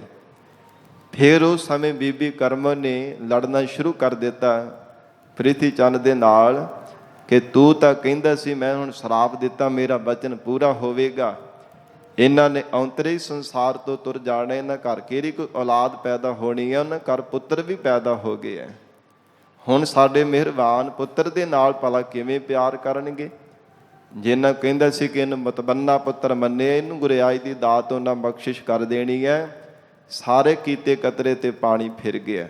ਇਹ ਸਭ ਕੁਝ ਤੇਰੀ ਨਾਲਾਇਕੀ ਦੇ ਕਾਰਨ ਹੈ। ਫਿਰ ਜਦੋਂ ਲੜਨਾ ਸ਼ੁਰੂ ਕਰ ਦਿੱਤਾ ਤੇ ਕਹਿਣ ਲੱਗੇ ਮੈਂ ਕਰਾਂ ਕੀ? ਇਹਨਾਂ ਦੇ ਤਾਂ ਕੋਈ ਚਾਰਾ ਨਹੀਂ ਸੀ ਚੱਲਣਾ। ਜਿਹੜੇ ਪਹਿਲਾਂ ਦੇ ਸਿੱਖ ਬਾਬਾ ਬੁੱਢਾ ਸਾਹਿਬ ਆ ਨਾ, ਉਹਨਾਂ ਨੇ ਮਿੰਨਤਾਂ ਤਰਲੇ ਕਰਕੇ ਪੁੱਤਰ ਦੀ ਦਾਤ ਪ੍ਰਾਪਤ ਕਰ ਲਈ ਹੈ। ਫਿਰ ਇੱਦਾਂ ਦੇ ਸਾਧ ਸੰਗਤ ਜੀ ਬੋਲਣੇ ਸ਼ੁਰੂ ਕਰ ਦਿੱਤੇ ਤੇ ਟਲਿਆ ਫੇਰ ਵੀ ਨਾ। ਕਹਿਣ ਲੱਗਾ ਤੂੰ ਦੇਖੀ ਤਾਂ ਸਹੀ, ਇਹ ਭਾਵੇਂ ਪੁੱਤਰ ਦੀ ਦਾਤ ਇਹਨਾਂ ਨੇ ਪ੍ਰਾਪਤ ਕਰ ਲਈ, ਇਹਨਾਂ ਦੇ ਘਰ ਵਿੱਚ ਪੁੱਤਰ ਪੈਦਾ ਹੋ ਗਿਆ, ਇਹਨੇ ਕਿਹੜੀ ਉਮਰਾਂ ਮਾਣ ਲੈਣੀ ਹੈ? ਕਹਿਣ ਲੱਗੀ ਮੈਂ ਸਮਝੀ ਨਹੀਂ। ਫਿਰ ਇਤਿਹਾਸ ਅੰਦਰ ਜ਼ਿਕਰ ਆਉਂਦਾ ਹੈ ਕਿ ਆਪਣੇ ਘਰ ਵਾਲੀ ਬੀਬੀ ਕਰਮਾ ਨੂੰ ਕਹਿਣ ਲੱਗਾ ਕਿ ਕੋਈ ਦਾਈ ਜਿਹੜੀ ਤੇਰੀ ਕੋਈ ਸਿਆਣ ਵਾਲੀ ਹੋਵੇ ਉਹਨੂੰ ਮਿਲਾ, ਇੱਥੇ ਬੁਲਾ ਤੇ ਉਹਨੂੰ ਲਾਲਚ ਦੇ ਕਰਕੇ ਅਸਥਨਾ ਨੂੰ ਜ਼ਹਿਰ ਲਗਾ ਕਰਕੇ ਇਹਨਾਂ ਦੇ ਪੁੱਤਰ ਨੂੰ ਅਸੀਂ ਮਰਵਾ ਦੇਵਾਂਗੇ। ਫਿਰ ਤਾਂ ਸਾਡਾ ਹੀ ਪੁੱਤਰ ਜਿਉਂਦਾ ਨਾ, ਉਹਨੂੰ ਸਭ ਕੁਝ ਪ੍ਰਾਪਤ ਹੋਵੇਗਾ। ਤੇ ਸਾਧ ਸੰਗਤ ਜੀ ਸੋਭੇ ਨਾਮ ਦੀ ਜਿਹੜੀ ਦਾਈ ਸੀ ਨਾ, ਉਹ ਹਰ ਕੋਈ ਉਹਦਾ ਜਾਣਦਾ ਸੀਗਾ ਕਿ ਬੜੀ ਸਿਆਣਪ ਤੇ ਬੜੀ ਬਜ਼ੁਰਗ ਆ, ਕਿੰਨੀ ਉਮਰ ਦੀ ਤੇ ਵਡੇਰੀ, ਸਭ ਉਹਨੂੰ ਸਿਆਣੀ ਕਰਕੇ ਜਾਣਦੇ ਸਨ। ਪਰ ਜਿਵੇਂ ਸਿਆਣੇ ਕਹਿੰਦੇ ਨਾ ਕਿ ਲਾਲਚ ਜਿਹੜਾ ਹੀ ਹੈ ਨਾ ਵੱਡਿਆਂ ਨੂੰ ਅੰਨਾ ਕਰ ਦਿੰਦਾ। ਪੈਸਿਆਂ ਦਾ ਲਾਲਚ ਦਿੱਤਾ ਗਿਆ ਕਿ ਤੈਨੂੰ ਮੂੰਹ ਮੰਗਾ ਇਨਾਮ ਦਿੱਤਾ ਜਾਵੇਗਾ। ਪਰ ਜੇਕਰ ਕਿਸੇ ਢੰਗ ਦੇ ਨਾਲ ਤੂੰ ਆਪਣੇ ਆਸਨਾਂ ਨੂੰ ਜ਼ਹਿਰ ਲਾ ਕਰਕੇ ਗੁਰੂ ਅਰਜਨ ਦੇਵ ਸਾਹਿਬ ਦੇ ਸਾਹਿਬਜ਼ਾਦੇ ਨੂੰ ਜਾ ਕੇ ਪਿਲਾ ਦੇਵੇ, ਮਾਰ ਦੇਵੇ, ਤੈਨੂੰ ਮੂੰਹ ਮੰਗਾ ਮੈਂ ਇਨਾਮ ਦੇਵਾਂਗਾ। ਤੇ ਸਾਧ ਸੰਗਤ ਜੀ ਅਜਿਹਾ ਹੀ ਕੀਤਾ ਗਿਆ ਹੈ। ਸਾਰੀ ਤਿਆਰੀ ਕਰਕੇ ਜੇ ਸਮੇਂ ਆਏ ਹੈ ਤੇ ਗਰੀਬ ਨਵਾਜ਼ ਧੰਨ ਗੁਰੂ ਅਰਜਨ ਦੇਵ ਸਾਹਿਬ ਮਹਾਰਾਜ ਸਾਹਿਬ ਜੀ ਨੂੰ ਨਮਸਕਾਰ ਵੀ ਕੀਤੀ ਹੈ। ਕਿਸੇ ਨੂੰ ਪਤਾ ਨਾ ਲੱਗੇ ਬੜੇ ਤਰੀਕੇ ਦੇ ਨਾਲ। ਉਸ ਸਮੇਂ ਗਰੀਬ ਨਵਾਜ਼ ਮਹਾਰਾਜ ਸੱਚੇ ਪਾਤਸ਼ਾਹ ਗੁਰੂ ਹਰਗੋਬਿੰਦ ਸਾਹਿਬ ਪਾਤਸ਼ਾਹ ਜੀ ਬਾਲਕ ਅਵਸਥਾ ਹੈ, ਉੱਚੀ ਉੱਚੀ ਰੋ ਰਹੇ ਨੇ। ਐਸੀ ਕਲਾ ਮਹਾਰਾਜ ਸਾਹਿਬ ਜੀ ਨੇ ਉਸ ਸਮੇਂ ਵਰਤਾਈ ਤੇ ਦੁੱਧ ਵੀ ਨਹੀਂ ਸਨ ਪੀ ਰਹੇ। ਤੇ ਮਾਤਾ ਗੰਗਾ ਜੀ ਦੇ ਕੋਲ ਆ ਕੇ ਉਦਾਈ ਕਹਿਣ ਲੱਗੀ ਹੈ, ਹੇ ਮਾਤਾ ਜੀ, ਇਹ ਨਗਰ ਦੇ ਹਰਮੰਦਰ ਸਾਹਿਬ ਅੰਮ੍ਰਿਤਸਰ ਦੇ ਸਾਰੇ ਹੀ ਲੋਕ ਮਾਤਾ ਜੀ ਮੈਨੂੰ ਜਾਣਦੇ ਹੈ ਕਿ ਇੱਕ ਵਾਰ ਮੇਰਾ ਜਿਹੜਾ ਆਸਥਾਨਾਂ ਤੋਂ ਦੁੱਧ ਕੋਈ ਬੱਚਾ ਚੁੰਘ ਲੈਂਦਾ ਉਹਨੂੰ ਫਿਰ ਕੋਈ ਦੁੱਖ ਨਹੀਂ ਲੱਗਦਾ, ਉਹਨੂੰ ਕੋਈ ਤਕਲੀਫ ਨਹੀਂ ਹੁੰਦੀ। ਫਿਰ ਨਾ ਤਾਂ ਉਹ ਮਾਤਾ ਨੂੰ ਸਤਾਉਂਦਾ, ਉਹਦੀ ਲੰਬੀ ਉਮਰ ਹੋ ਜਾਂਦੀ। ਇੱਦਾਂ ਦੀ ਬੜੀ ਆਪਣੀਆਂ ਵਡਿਆਈਆਂ ਕਹਿ ਕਰਕੇ ਕਹਿਣ ਲੱਗੇ ਕਿ ਮਾਤਾ ਜੀ ਮੈਂ ਦੁੱਧ ਦੇਵਾਂ ਬੱਚੇ ਨੂੰ। ਤੇ ਮਾਤਾ ਗੰਗਾ ਜੀ ਕਹਿਣ ਲੱਗੇ ਠੀਕ ਹੈ ਆਪ ਦੇ ਲਓ। ਤੇ ਸਾਧ ਸੰਗਤ ਜੀ ਓਲੇ ਹੋ ਕਰਕੇ ਜੋ ਜ਼ਹਿਰ ਵਾਲਾ ਸਾਧ ਸੰਗਤ ਜੀ ਆਸਥਨ ਮੁਖ ਦੇ ਵਿੱਚ ਪਾਉਣ ਲੱਗੇ। ਤੇ ਭਾਵੇਂ ਬਾਲਕ ਅਵਸਥਾ ਹੈ ਪਰ ਬੜੇ ਬਲ ਦੇ ਨਾਲ ਇੱਕ ਆਸਥਨ ਨੂੰ ਹੱਥ ਪਾਇਆ ਤੇ ਦੂਜਾ ਪਿੱਛੇ ਗੁੱਤ ਨੂੰ ਹੱਥ ਪਾ ਲਿਆ। ਇੰਨੇ ਬਲ ਦੇ ਨਾਲ ਖਿੱਚ ਪਾਈ ਹੈ ਸਾਧ ਸੰਗਤ ਜੀ, ਜਿੰਨਾ ਚਿਰ ਪ੍ਰਾਣ ਨਹੀਂ ਨਾ ਉਹਦੇ ਨਿਕਲ ਗਏ ਉਹਨਾਂ ਚਿਰ ਛੱਡਿਆ ਤੱਕ ਨਹੀਂ। ਤੇ ਹਾਏ ਹਾਏ ਕਰਦੇ ਹੋਏ ਇਤਿਹਾਸ ਵਿੱਚ ਭਜਨ ਲਿਖੇ ਕਹਿੰਦੇ ਹਰਗੋਬਿੰਦ ਮੁਝੇ ਛੋੜ ਦੇ, ਹਰਗੋਬਿੰਦ ਮੁਝੇ ਛੋੜ ਦੇ, ਉੱਚੀ ਉੱਚੀ ਰੌਲਾ ਪਾਉਣਾ ਸ਼ੁਰੂ ਕਰ ਦਿੱਤਾ ਸੀ। ਜਦੋਂ ਪ੍ਰਾਣ ਨਿਕਲੇ ਨਾ ਬੜੀ ਜ਼ੋਰ ਦੇ ਨਾਲ ਧਰਮ ਕਰਦੀ ਧਰਤੀ ਤੇ ਡਿੱਗੀ ਹੈ। ਤੇ ਫਿਰ ਮਾਤਾ ਗੰਗਾ ਜੀ ਭੱਜ ਕੇ ਕਾਲੀ ਦੇ ਨਾਲ ਆਏ ਨੇ। ਸਾਧ ਸੰਗਤ ਜੀ ਜਿਹੜੀਆਂ ਦਾਸੀਆਂ ਸਨ ਉਹਨਾਂ ਨੂੰ ਤਾੜਨਾ ਵੀ ਕੀਤੀ ਹੈ ਮਾਤਾ ਗੰਗਾ ਜੀ ਨੇ। ਤਾੜਨਾ ਦੇ ਵਚਨ ਕੀਤੇ ਤੁਸੀਂ ਖਿਆਲ ਕਿਉਂ ਨਹੀਂ ਰੱਖਦੇ, ਕੀ ਕਾਰਨ ਬਣ ਗਿਆ। ਤੇ ਜਦੋਂ ਨੇੜੇ ਆਏ ਹੈ ਨਾ ਉਸ ਸਮੇਂ ਪ੍ਰਕਾਸ਼ ਵਾਲੀ ਉਹਦੇ ਵਿੱਚੋਂ ਰੂਹ ਨਿਕਲੀ ਹੈ ਸਰੀਰ ਦੇ ਅੰਦਰੋਂ। ਤੇ ਸਾਧ ਸੰਗਤ ਸਾਰੇ ਇੱਕਦਮ ਪਹਿਲਾਂ ਤਾਂ ਡਰ ਗਏ ਤੇ ਉਹਦੇ ਵਿੱਚੋਂ ਆਵਾਜ਼ ਆਈ ਮੇਰੇ ਤੋਂ ਡਰੋ ਨਾ।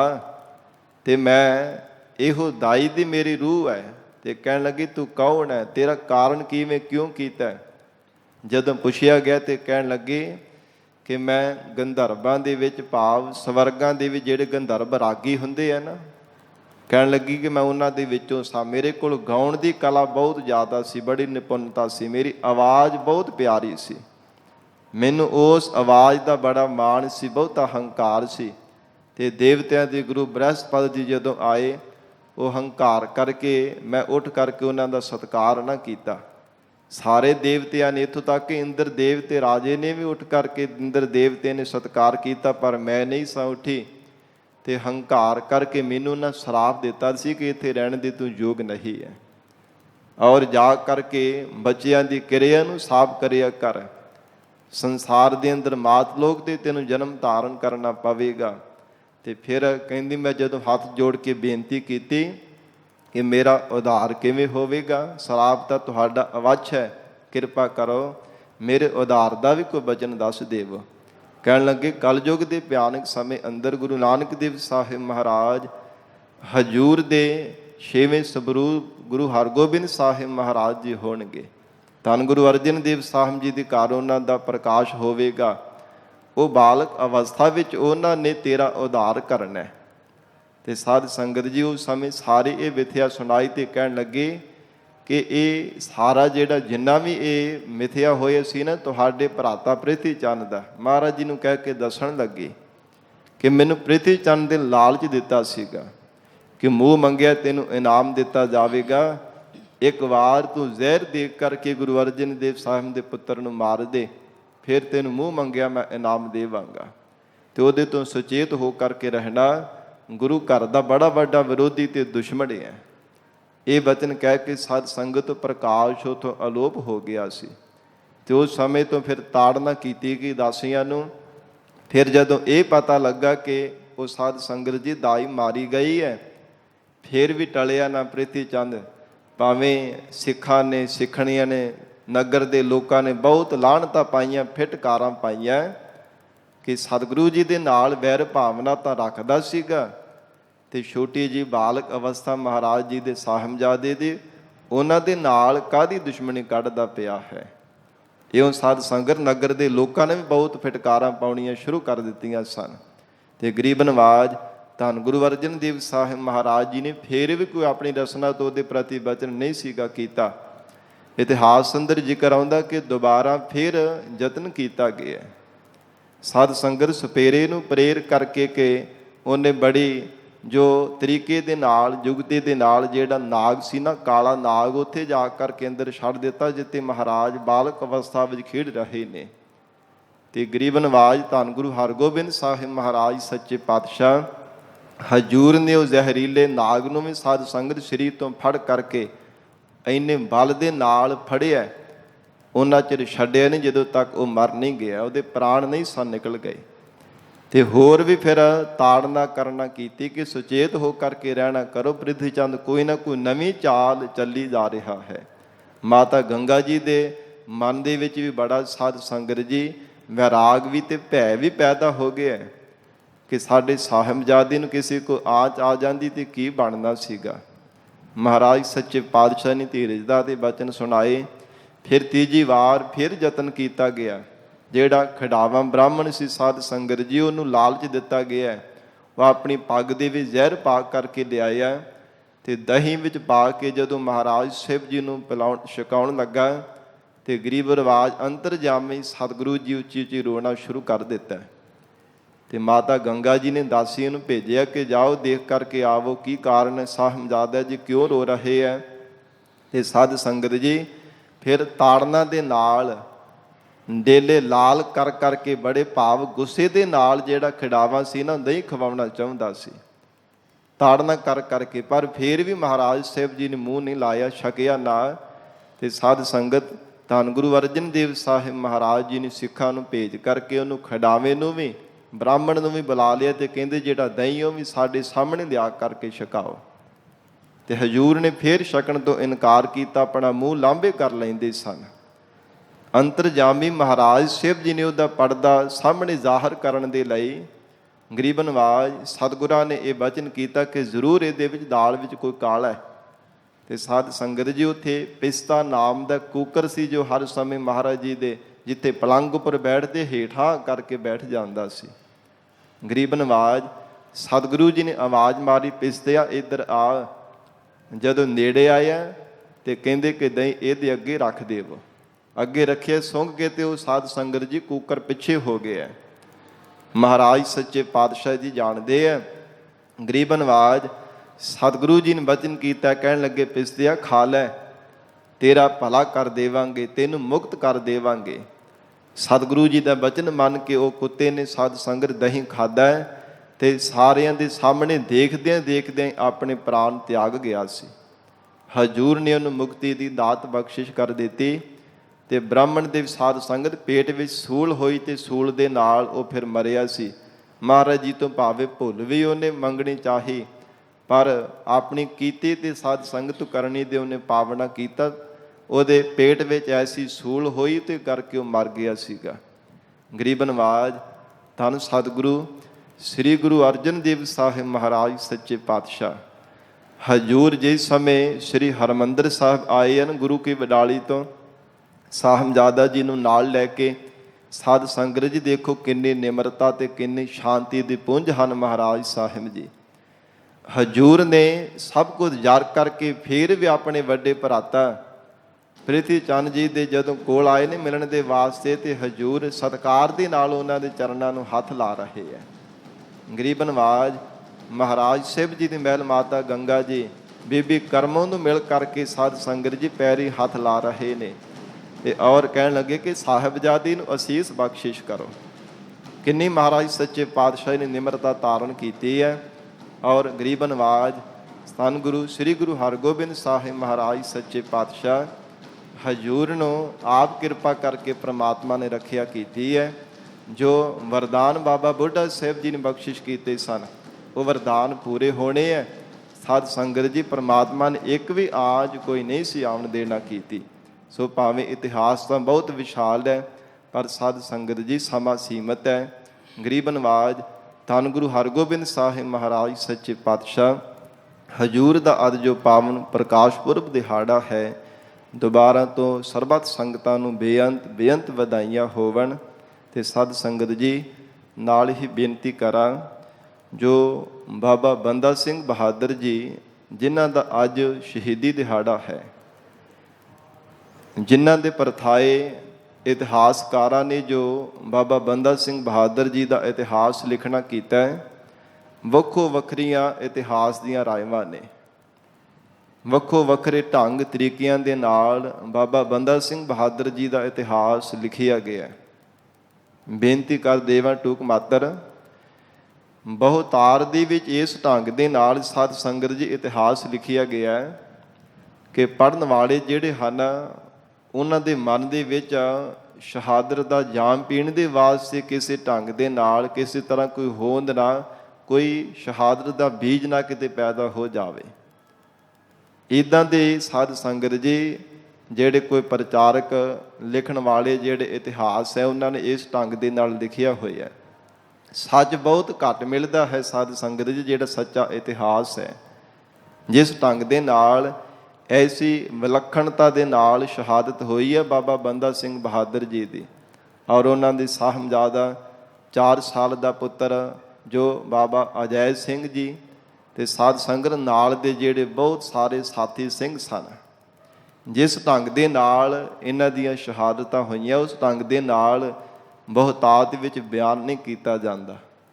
ਸਾਡੇ ਪ੍ਰਚਾਰਕ ਵੀਰ ਵੀ ਉਸ ਗੱਲ ਨੂੰ ਸਾਧ ਸੰਗਤ ਜੀ ਬਾਰ-ਬਾਰ ਘੁੱਟਣ ਦਾ ਹੀ ਯਤਨ ਕਰਦੇ ਹੈ। ਚੰਗੇ ਤੇ ਸਾਧ ਸੰਗਤ ਜੀ ਸੱਚ ਦੇ ਨਾਲ ਸੋਹਣੇ ਢੰਗ ਦੇ ਨਾਲ ਉਹਨੂੰ ਸੁਣਾਉਣ ਦਾ ਯਤਨ ਹੀ ਨਹੀਂ ਕੀਤਾ ਜਾਂਦਾ। ਗਰੀਬ ਨਵਾਜ ਸਤਿਗੁਰੂ ਜੀ ਕਿਰਪਾ ਕਰਕੇ ਸੋਝੀ ਬਖਸ਼ਿਸ਼ ਕਰਨ। ਤੋ ਇਤਿਹਾਸ ਸਾਧ ਸੰਗਤ ਜੀ, ਮਹਾਰਾਜ ਜੀ ਦਾ ਗੁਰਬਾਣੀ ਵਿੱਚ ਇੱਕ ਬਚਨ ਹੈ ਜਪਜੀ ਸਾਹਿਬ ਬਾਣੀ ਦੇ ਅੰਦਰ, ਹਜੂਰ ਕਹਿੰਦੇ ਹਨ ਮੰਨੈ ਧਰਮ ਸੀਤੀ ਸੰਬੰਧ। ਜਿਹੜਾ ਸਤਿਗੁਰੂ ਜੀ ਦੇ ਉਪਦੇਸ਼ ਦਾ ਮੰਨਣ ਕਰ ਲੈਂਦਾ, ਉਹਦਾ ਧਰਮ ਦੇ ਨਾਲ ਸੱਚਾ ਸੰਬੰਧ ਬਣ ਜਾਂਦਾ ਹੈ।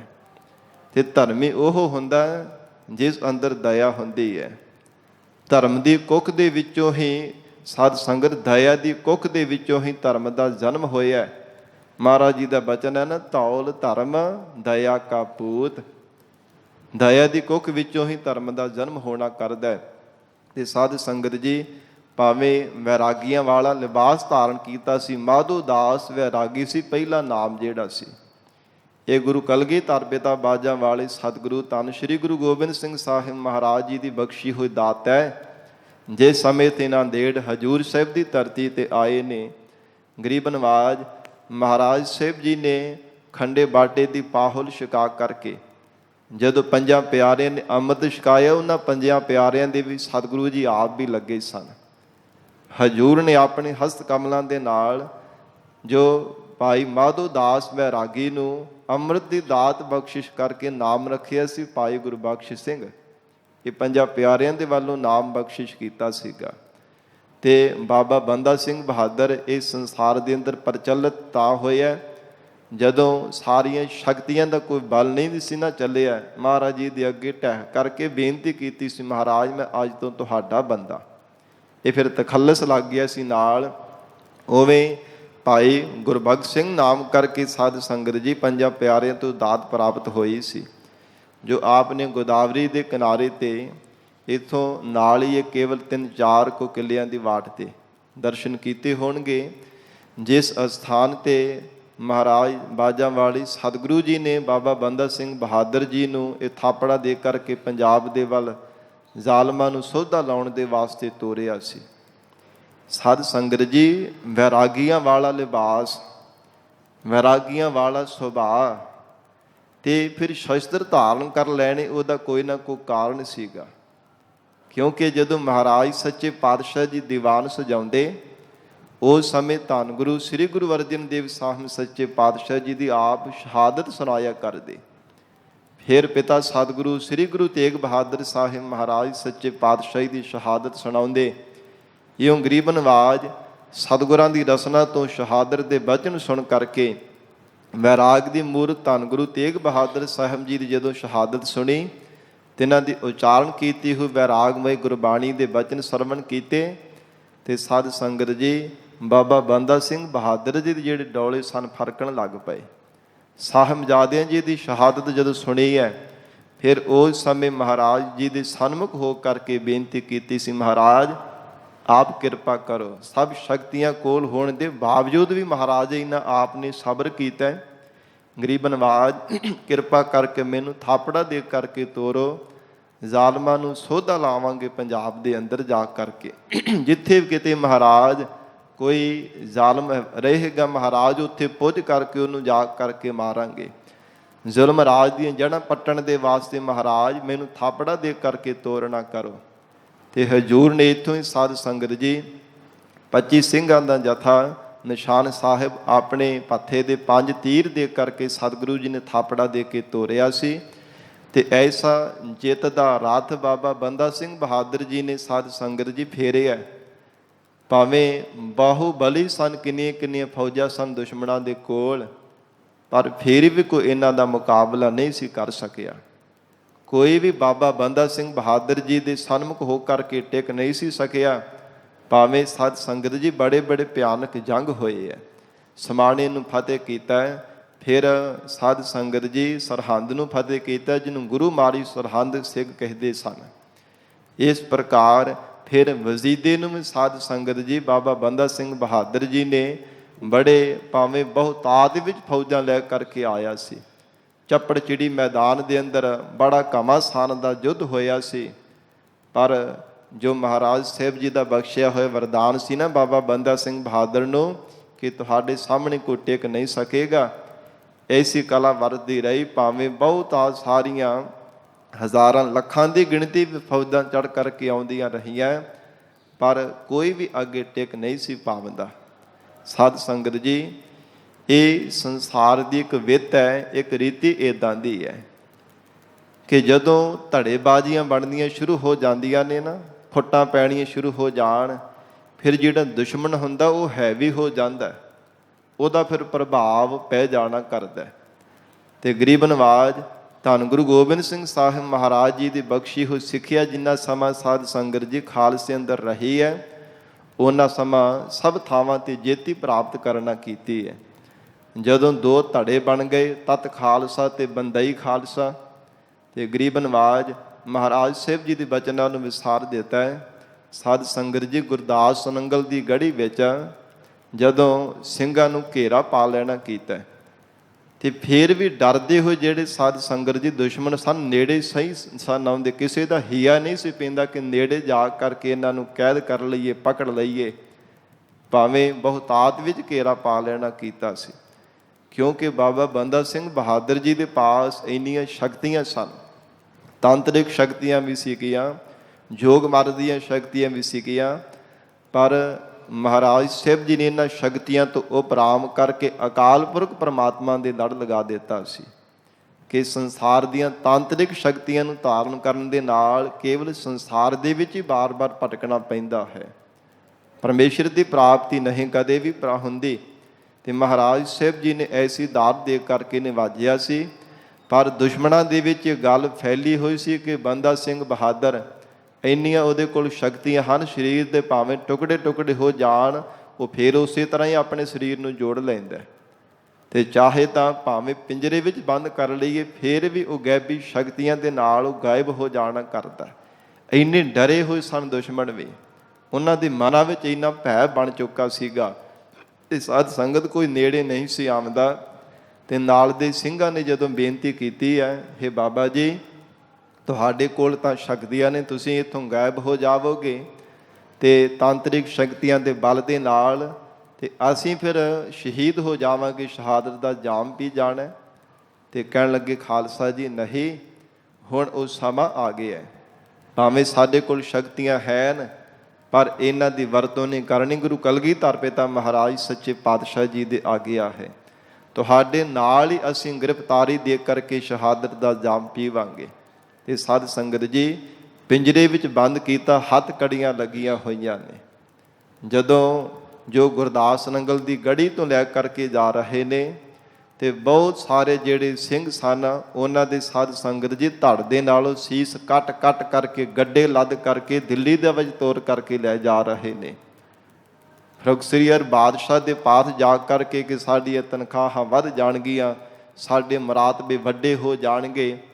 ਜਦੋਂ ਜਾ ਰਹੇ ਨੇ ਦਿੱਲੀ ਵੀ ਜਾ ਕਰਕੇ ਸਾਧ ਸੰਗਤ ਜੀ ਸਭ ਥਾਵਾਂ ਤੇ ਡੋਂਡੀ ਪਟਵਾ ਦਿੱਤੀ ਗਈ ਕਿ ਬਹੁਤ ਵੱਡਾ ਜੇ ਸਾਧ ਸੰਗਤ ਜੀ ਵੱਡਾ ਮੈਦਾਨ ਸੀ। ਉੱਥੇ ਇੱਕ ਪਾਸੇ ਬਾਬਾ ਬੰਦਾ ਸਿੰਘ ਬਹਾਦਰ ਨੂੰ ਪਿੰਜਰੇ ਵਿੱਚ ਬੰਦ ਕੀਤਾ ਗਿਆ ਤੇ ਹੱਥ ਘੜੀਆਂ ਲਗਾਈਆਂ ਹੋਈਆਂ ਨੇ। ਤੇ ਇਸ ਪ੍ਰਕਾਰ ਨਾਲ ਦੇ ਜਿਹੜੇ ਸਿੰਘ ਸਨ ਉਹਨਾਂ ਨੂੰ ਸਾਧ ਸੰਗਤ ਜੀ ਬੜੀ ਬੇਰਹਿਮੀ ਦੇ ਨਾਲ ਉਹਨਾਂ ਨੂੰ ਕੁੱਟ ਕਰਕੇ ਤਸ਼ੱਦਦ ਕਰਕੇ ਬੰਨ੍ਹਿਆ ਹੋਇਆ ਹੈ। ਤੇ ਸਾਧ ਸੰਗਤ ਸਭ ਥਾਵਾਂ ਤੇ ਡੋਂਡੀ ਪਟਵਾ ਦਿੱਤੀ ਗਈ ਕਿ ਹਰ ਰੋਜ਼ 100 ਸਿੰਘ ਜਿਹੜਾ ਕਤਲ ਕੀਤਾ ਜਾਵੇਗਾ।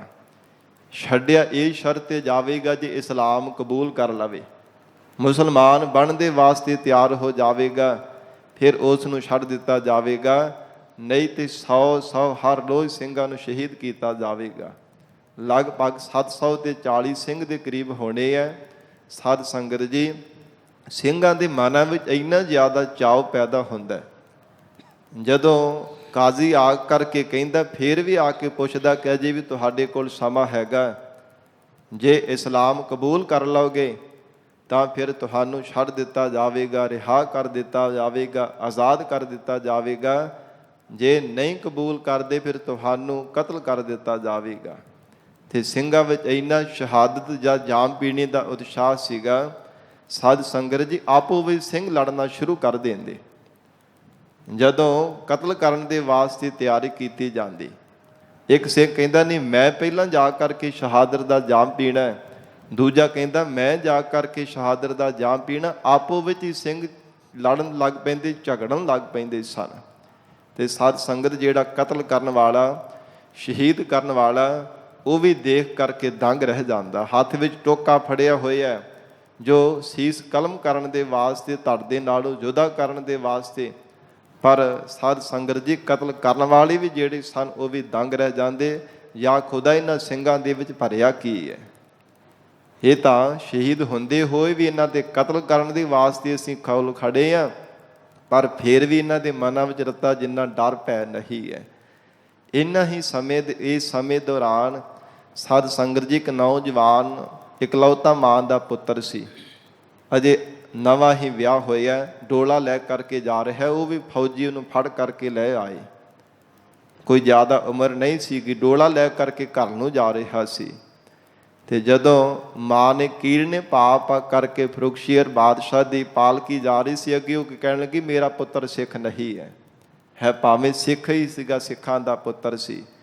ਬਚਾਉਣ ਦੇ ਵਾਸਤੇ ਮਾਂ ਨੇ ਰੋ ਕਰਕੇ ਫਰਿਆਦਾਂ ਕੀਤੀਆਂ।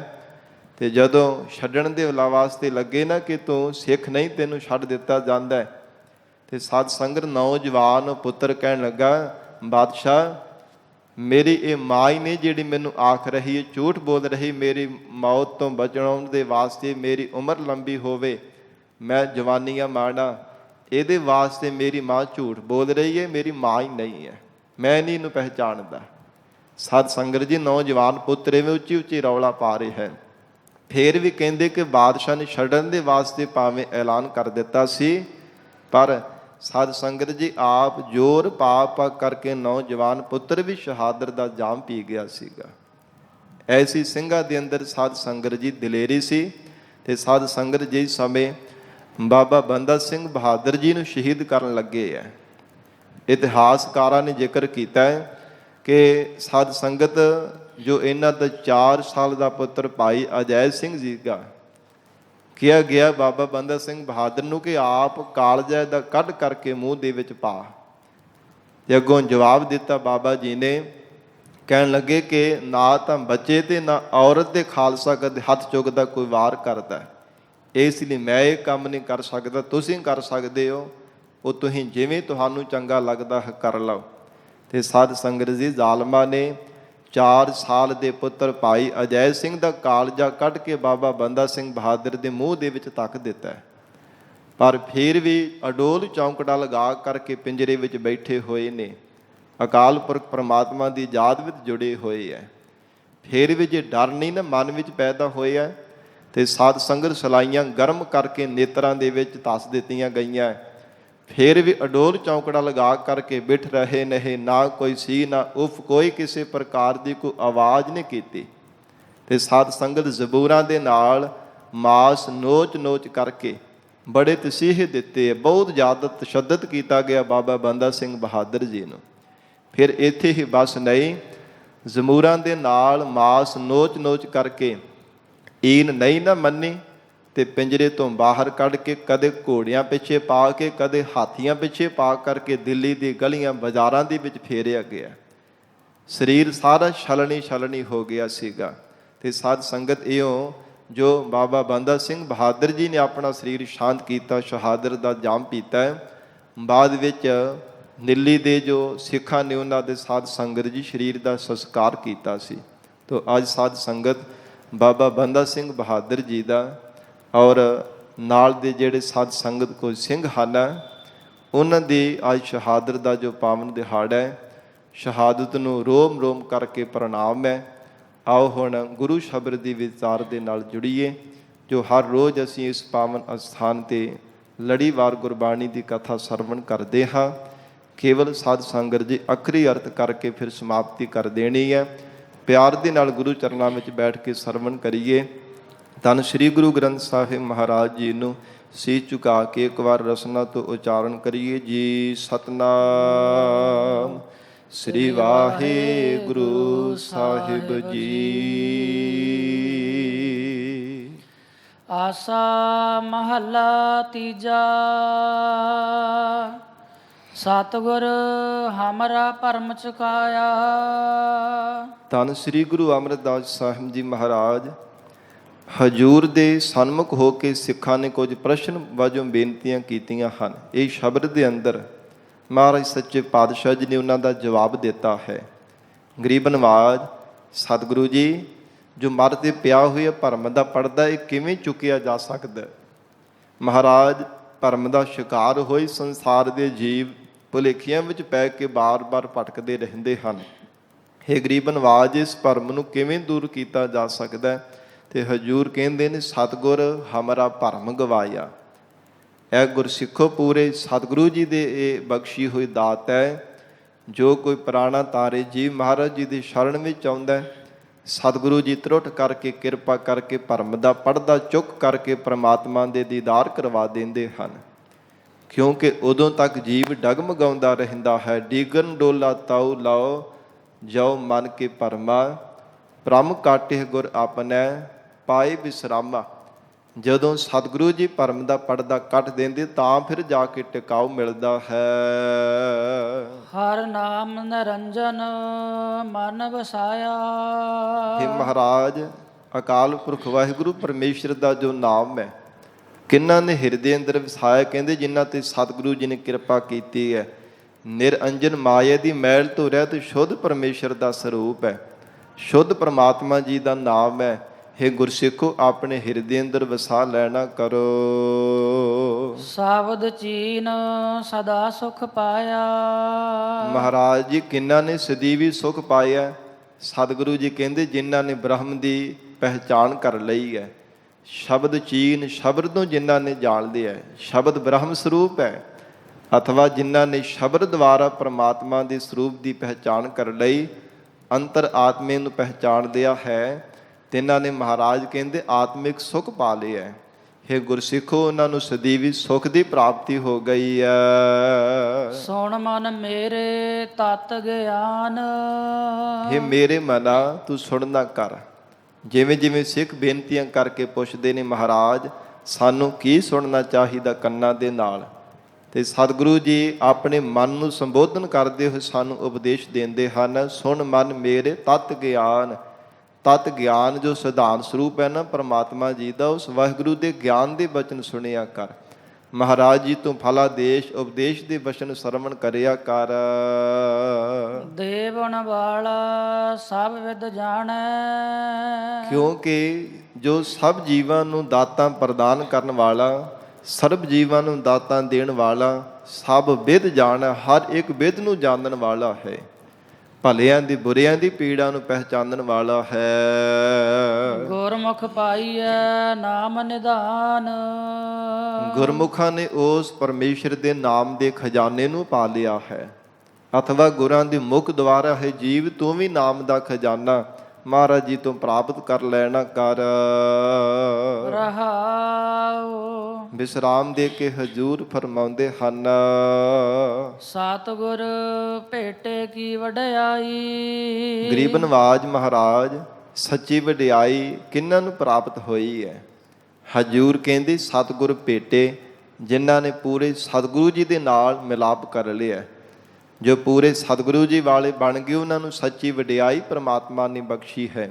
ਆਪਣੇ ਸਰੂਪ ਦੀ ਜਸ ਗਾਉਣ ਦੀ ਵਡਿਆਈ ਪ੍ਰਮਾਤਮਾ ਨੇ ਦਿੱਤੀ ਹੈ। ਜਿਨ ਮਮਤਾ ਅਗਨ ਤ੍ਰਿਸ਼ਨਾ 부ਝਾਈ। ਜਿਸ ਪ੍ਰਮਾਤਮਾ ਦੀ ਬਖਸ਼ੀ ਹੋਈ ਨਾਮ ਦੀ ਦਾਤ ਨੇ, ਸੱਚੀ ਵਡਿਆਈ ਨੇ, ਜੋ ਸੰਸਾਰ ਦੇ ਪਦਾਰਥਾਂ ਦੀ ਮਮਤਾ ਬਣੀ ਹੋਈ ਹੈ, ਫਿਰ ਤ੍ਰਿਸ਼ਨਾ ਜੋ ਮਨ ਦੇ ਅੰਦਰ ਪਦਾਰਥਾਂ ਦੀ ਭੁੱਖ ਬਣੀ ਹੋਈ, ਹਿਰਦੇ ਦੇ ਤ੍ਰਿਸ਼ਨਾ ਦੀ ਪ੍ਰਚੰਡ ਲਟ ਲਟ ਕਰਦੀ ਹੋ ਆਗੇ ਹੈ। ਮਹਾਰਾਜ ਕਹਿੰਦੇ ਵਾਹਿਗੁਰੂ ਦੇ ਨਾਮ ਦੇ ਕਰਕੇ ਬੁਝਾਈ ਬੁਝ ਗਈ ਹੈ। ਸਹਜੇ ਮਾਤਾ ਹਰ ਗੁਣ ਗਾਈ। ਜਿਨ੍ਹਾਂ ਨੇ ਪ੍ਰਮਾਤਮਾ ਦੇ ਗੁਣ ਗਾਏ ਹੈ, ਉਹ ਸੁਭਾਵਕ ਹੀ ਪ੍ਰਮਾਤਮਾ ਦੇ ਸਰੂਪ ਦੇ ਵਿੱਚ ਮਸਤ ਹੋ ਗਏ ਹਨ, ਮਾਤਾ ਇਕਮਿਕ ਹੋ ਗਏ ਹਨ। ਬਿਨ ਗੁਰ ਪੂਰੇ ਕੋਏ ਨਾ ਜਾਣੀ। ਹੇ ਮਹਾਰਾਜ, ਪਰਮਾਤਮਾ ਦੇ ਸਰੂਪ ਨੂੰ ਆਪਣੇ ਬਲ ਦੇ ਨਾਲ ਸ਼ਕਤੀ ਬਿਰਤੀ ਕਰਕੇ ਜਾਣ ਲਈਦਾ ਹੈ। ਸਤਿਗੁਰੂ ਜੀ ਕਹਿੰਦੇ ਗੁਰਸਿੱਖੋ ਨਹੀਂ, ਬਿਨ ਗੁਰ ਪੂਰੇ ਕੋਏ ਨਾ ਜਾਣੀ। ਪੂਰੇ ਸਤਿਗੁਰੂ ਜੀ ਦੀ ਕਿਰਪਾ ਤੋਂ ਬਿਨਾਂ ਕਦੇ ਕੋਈ ਜਾਣ ਨਹੀਂ ਸਕਦਾ। ਮਹਾਰਾਜ ਜੀ ਦੀ ਕਿਰਪਾ ਦੇ ਪਾਤਰ ਬਣ ਕੇ ਹੀ ਵਾਹਿਗੁਰੂ ਜੀ ਦੇ ਸਰੂਪ ਨੂੰ ਜਾਣੀਦਾ ਹੈ। ਮਾਇਆ ਮੋਹੇ ਦੂਜੈ ਲੋਵਾਣੀ। ਤੇ ਜਿਹੜੇ ਸੰਸਾਰ ਦੇ ਜੀਵ ਦਵੈਸ਼ ਵਿੱਚ ਪਏ ਮਹਾਰਾਜ, ਉਹਨਾਂ ਦਾ ਕਾਰਨ ਕੀ ਹੈ? ਸਤਿਗੁਰੂ ਜੀ ਕਹਿੰਦੇ ਐ ਗੁਰਸਿੱਖੋ, ਮਾਇਆ ਮੋਹ ਹੈ। ਮਾਇਆ ਦਾ ਮੋਹ ਬਣਿਆ ਹੋਇਆ ਹੈ। ਇੱਕ ਜੜ ਮਾਇਆ ਤੇ ਦੂਜੀ ਚੇਤਨ ਮਾਇਆ। ਸਰੀਰਾਂ ਦਾ ਮੋਹ ਬਣਨਾ ਵੀ ਇੱਕ ਮਾਇਆ ਦੀ ਪ੍ਰਬਲਤਾ ਹੈ। ਇਸ ਲਈ ਪਾਤਸ਼ਾਹ ਜੀ ਨੇ ਫਰਮਾਨ ਕੀਤਾ, ਮਾਇਆ ਮੋਹ ਹੈ। ਮਹਾਰਾਜ ਕਹਿੰਦੇ ਕਿ ਦਵੈਸ਼ ਵਿੱਚ ਪੈਣਾ, ਇਹ ਸੰਸਾਰ ਦੇ ਅੰਦਰ ਪਦਾਰਥਾਂ ਦੇ ਧਨ ਦੇ ਲੋਭੀ ਬਣ ਜਾਣਾ, ਇਹ ਜਾਣੋ ਕਿ ਸੰਸਾਰ ਦੇ ਜੀਵਾਂ ਦੀ ਅਜਿਹੀ ਹਾਲਤ ਹੈ, ਮਾਇਆ ਦੀ ਮੋਹ ਮਮਤਾ ਵਿੱਚ ਹੀ ਗ੍ਰਸੇ ਰਹਿੰਦੇ ਹਨ। ਗੁਰਮੁਖ ਨਾਮ ਮਿਲੈ ਹਰ ਬਾਣੀ। ਗੁਰਮੁਖਾਂ ਨੂੰ ਪਰਮੇਸ਼ਰ ਦੇ ਨਾਮ ਬਾਣੀ ਦੀ ਪ੍ਰਾਪਤੀ ਹੋਈ ਹੈ, ਗੁਰਾਂ ਦੇ ਮੁਖ ਦੁਆਰਾ। ਜਿਨ੍ਹਾਂ ਨੇ ਸਤਿਗੁਰੂ ਜੀ ਦਾ ਫਲਾਦੇਸ਼ ਸੁਣ ਕੇ ਹਿਰਦੇ ਅੰਦਰ ਧਾਰਨ ਕੀਤਾ, ਉਹਨਾਂ ਦੇ ਹਿਰਦੇ ਅੰਦਰ ਮਹਾਰਾਜ ਸ਼ਿਵ ਜੀ ਨੇ ਸੱਚੀ ਨਾਮ ਬਾਣੀ ਦੀ ਦਾਤ ਬਖਸ਼ਿਸ਼ ਕੀਤੀ ਹੈ। ਹਿਰਦੇ ਕਰਕੇ ਪਰਮਾਤਮਾ ਦਾ ਨਾਮ ਜਪਦੇ ਹਨ, ਸੁਪਨੇ ਵਿੱਚ ਬਰੜਾ ਕੇ ਵੀ ਪਰਮੇਸ਼ਰ ਦਾ ਸਿਮਰਨ ਹੀ ਕਰ ਰਹੇ ਹੁੰਦੇ ਹਨ। ਗੁਰ ਸੇਵਾ ਤਪਾਂ ਸਿਰ ਤਪਸਾਰ। ਮਹਾਰਾਜ ਸੱਚੇ ਪਾਤਸ਼ਾਹ ਜੀ, ਸੰਸਾਰ ਦੇ ਅੰਦਰ ਸਭ ਤੋਂ ਵੱਡੀ ਤੇ ਪਰਮ ਤਪੱਸਿਆ ਕਿਹੜੀ ਹੈ? ਧੰਨ ਗੁਰੂ ਸ੍ਰੀ ਗੁਰੂ ਅਮਰਦਾਸ ਸਾਹਿਬ ਪਾਤਸ਼ਾਹ ਕਹਿੰਦੇ ਹਨ, ਗੁਰੂ ਚਰਨਾਂ ਦੀ ਸੇਵਾ ਕਰਨੀ ਤਪਾਂ ਸਿਰ ਤਪਸਾਰ। ਸਭ ਸੰਸਾਰ ਦੀ ਵੱਡੀ ਤੋਂ ਵੱਡੀ ਤਪੱਸਿਆ ਤੋਂ ਸ਼੍ਰੋਮਣੀ ਤਰਤੇ ਪਰਮ ਤਪੱਸਿਆ ਗੁਰੂ ਚਰਨਾਂ ਦੀ ਸੇਵਾ ਦੀ ਹੈ। ਜੋ ਪਿਆਰ ਭਾਵਨਾ ਦੇ ਨਾਲ ਸਤਿਗੁਰੂ ਜੀ ਦੀ ਸੇਵਾ ਕਰ ਲੈਂਦੇ ਆ, ਉਹਨਾਂ ਨੂੰ ਫਿਰ ਹੋਰ ਸੰਸਾਰ ਦੇ ਤਪ ਸਾਧਨਾ, ਯੋਗ ਸਾਧਨਾ, ਕੋਈ ਵੀ ਦੁਨੀਆ ਦਾ ਸਾਧਨ ਨਹੀਂ ਕਰਨਾ ਪੈਂਦਾ।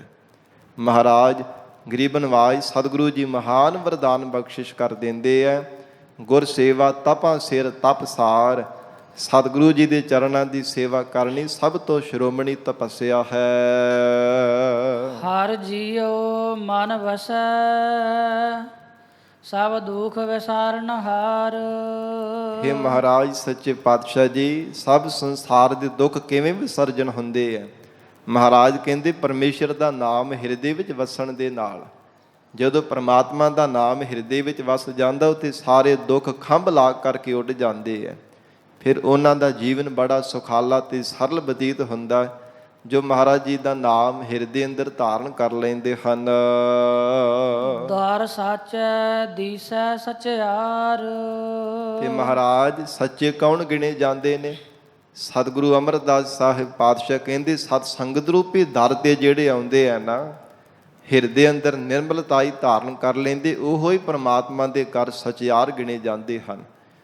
ਉਹੋ ਹੀ ਅਸਲ ਦੇ ਵਿੱਚ ਸੱਚੇ ਗਿਣੇ ਜਾਂਦੇ ਹੈ ਜੋ ਸੱਚੀ ਸੁੱਚੀ ਸਤ ਸੰਗਤ ਵਿੱਚ ਆ ਕੇ ਪ੍ਰਮਾਤਮਾ ਦਾ ਜਸ ਸੁਣਦੇ ਹੈ, ਮਹਾਰਾਜ ਜੀ ਦਾ ਉਪਦੇਸ਼ ਹਿਰਦੇ ਅੰਦਰ ਧਾਰਨ ਕਰਦੇ ਹਨ। ਗੁਰ ਸੇਵਾ ਤੇ ਤ੍ਰੇ ਭਵਨ ਸੋਜੀ ਹੋਏ। ਸਤਿਗੁਰੂ ਜੀ ਤਿੰਨਾਂ ਭਵਨਾਂ ਦਾ ਗਿਆਨ, ਤਿੰਨਾਂ ਭਵਨਾਂ ਦੀ ਅੰਤਰਜਾਮਤਾ ਸੋਝੀ ਕਿੱਥੋਂ ਪ੍ਰਾਪਤ ਹੁੰਦੀ ਹੈ? ਮਹਾਰਾਜ ਕਹਿੰਦੇ ਗੁਰਸਿੱਖੋ ਵੀ ਗੁਰੂ ਚਰਨਾਂ ਦੀ ਸੇਵਾ ਕਰਕੇ ਹੀ, ਪਿਆਰ ਭਾਵਨਾ ਦੇ ਨਾਲ ਸਤਿਗੁਰੂ ਜੀ ਦੇ ਚਰਨਾਂ ਦੀ ਸੇਵਾ ਕਰੀਏ, ਤੇਰੇ ਭਵਨ ਸੋਝੀ ਹੋਏ ਤਿੰਨਾਂ ਭਵਨਾਂ ਦਾ ਗਿਆਨ ਪ੍ਰਾਪਤ ਹੋ ਜਾਂਦਾ ਹੈ। ਤਿੰਨਾਂ ਸਮਿਆਂ ਦੀ, ਤਿੰਨਾਂ ਭਵਨਾਂ ਦੀ ਗਿਆਤ ਮਿਲ ਜਾਂਦੀ ਹੈ। ਆਪ ਪਛਾਣ ਹਰ ਪਾਵੈ ਸੋਏ। ਤੇ ਮਹਾਰਾਜ ਜੀ ਪਰਮਾਤਮਾ ਨੂੰ ਕੌਣ ਪਾਉਂਦਾ ਹੈ? ਸਤਿਗੁਰੂ ਅਮਰਦਾਸ ਸਾਹਿਬ ਪਾਤਸ਼ਾਹ ਕਹਿੰਦੇ ਜਿਹੜਾ ਆਪੇ ਦੀ ਪਹਿਚਾਣ ਕਰ ਲੈਂਦਾ, ਜਿਹੜਾ ਸਵੈ ਸਰੂਪ ਪਹਿਚਾਣ ਲੈਂਦਾ ਨਾ ਕਿ ਮਨਾ ਤੂੰ ਪਰਮਾਤਮਾ ਦੀ ਅੰਸ਼ ਹੈ। ਹੇ ਮਨਾ ਤੂੰ ਐਵੇਂ ਦਰ ਦਰ ਤੇ ਠੋਕਰਾਂ ਖਾਂਦਾ ਫਿਰਦਾ, ਪਰਮਾਤਮਾ ਦੀ ਅੰਸ਼ ਹੈ। ਵਾਹਿਗੁਰੂ ਦੀ ਤੇਰੇ ਅੰਦਰ ਜਾਗਦੀ ਹੋਈ ਜੋਤ ਹੈ। ਪਰਮਾਤਮਾ ਤੋਂ ਵਿਛੜਿਆ ਹੋਇਆ ਉਸੇ ਪਰਮਾਤਮਾ ਦੀ ਵੀ ਜਾਗ ਕਰਕੇ ਅਭੇਦ ਹੋਣਾ। ਜਿਹੜਾ ਸਵੈ ਸਰੂਪ ਦੀ ਪਹਿਚਾਣ ਕਰ ਲੈਂਦਾ, ਸਤਿਗੁਰੂ ਜੀ ਕਹਿੰਦੇ ਗੁਰਸਿੱਖੋ ਉਹ ਪਰਮਾਤਮਾ ਨੂੰ ਪਾ ਲੈਂਦਾ ਹੈ।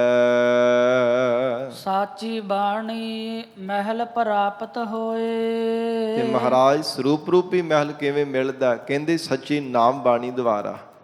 ਗਰੀਬ ਨਵਾਜ ਸਤਿਗੁਰੂ ਜੀ ਦੀ ਸੱਚੀ ਤੇ ਮਿਠਾਸ ਭਰੀ ਅੰਮ੍ਰਿਤ ਵਰਗੀ ਬਾਣੀ ਹੈ।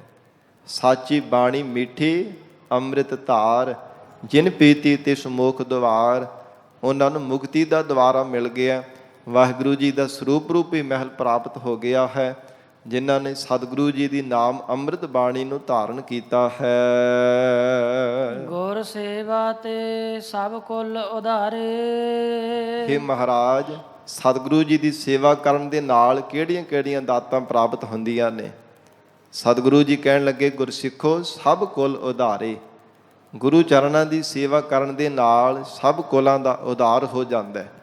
ਜੋ ਮਹਾਰਾਜ ਜੀ ਦਾ ਬਚਨ ਸਤ ਕਰਕੇ ਮੰਨਦੇ ਨੇ, ਜੀਵਨ ਦੇ ਵਿੱਚ ਗੁਰ ਉਪਦੇਸ਼ ਨੂੰ ਸਤ ਕਰਕੇ ਧਾਰਨ ਕਰ ਲੈਂਦੇ ਹਨ, ਗੁਰ ਸੇਵਾ ਤੇ ਸਭ ਕੁਲ ਉਧਾਰੇ, ਉਹ ਸਭ ਆਪਣੀਆਂ ਕੁਲਾਂ ਦਾ ਉਧਾਰ ਕਰ ਲੈਂਦੇ ਹਨ।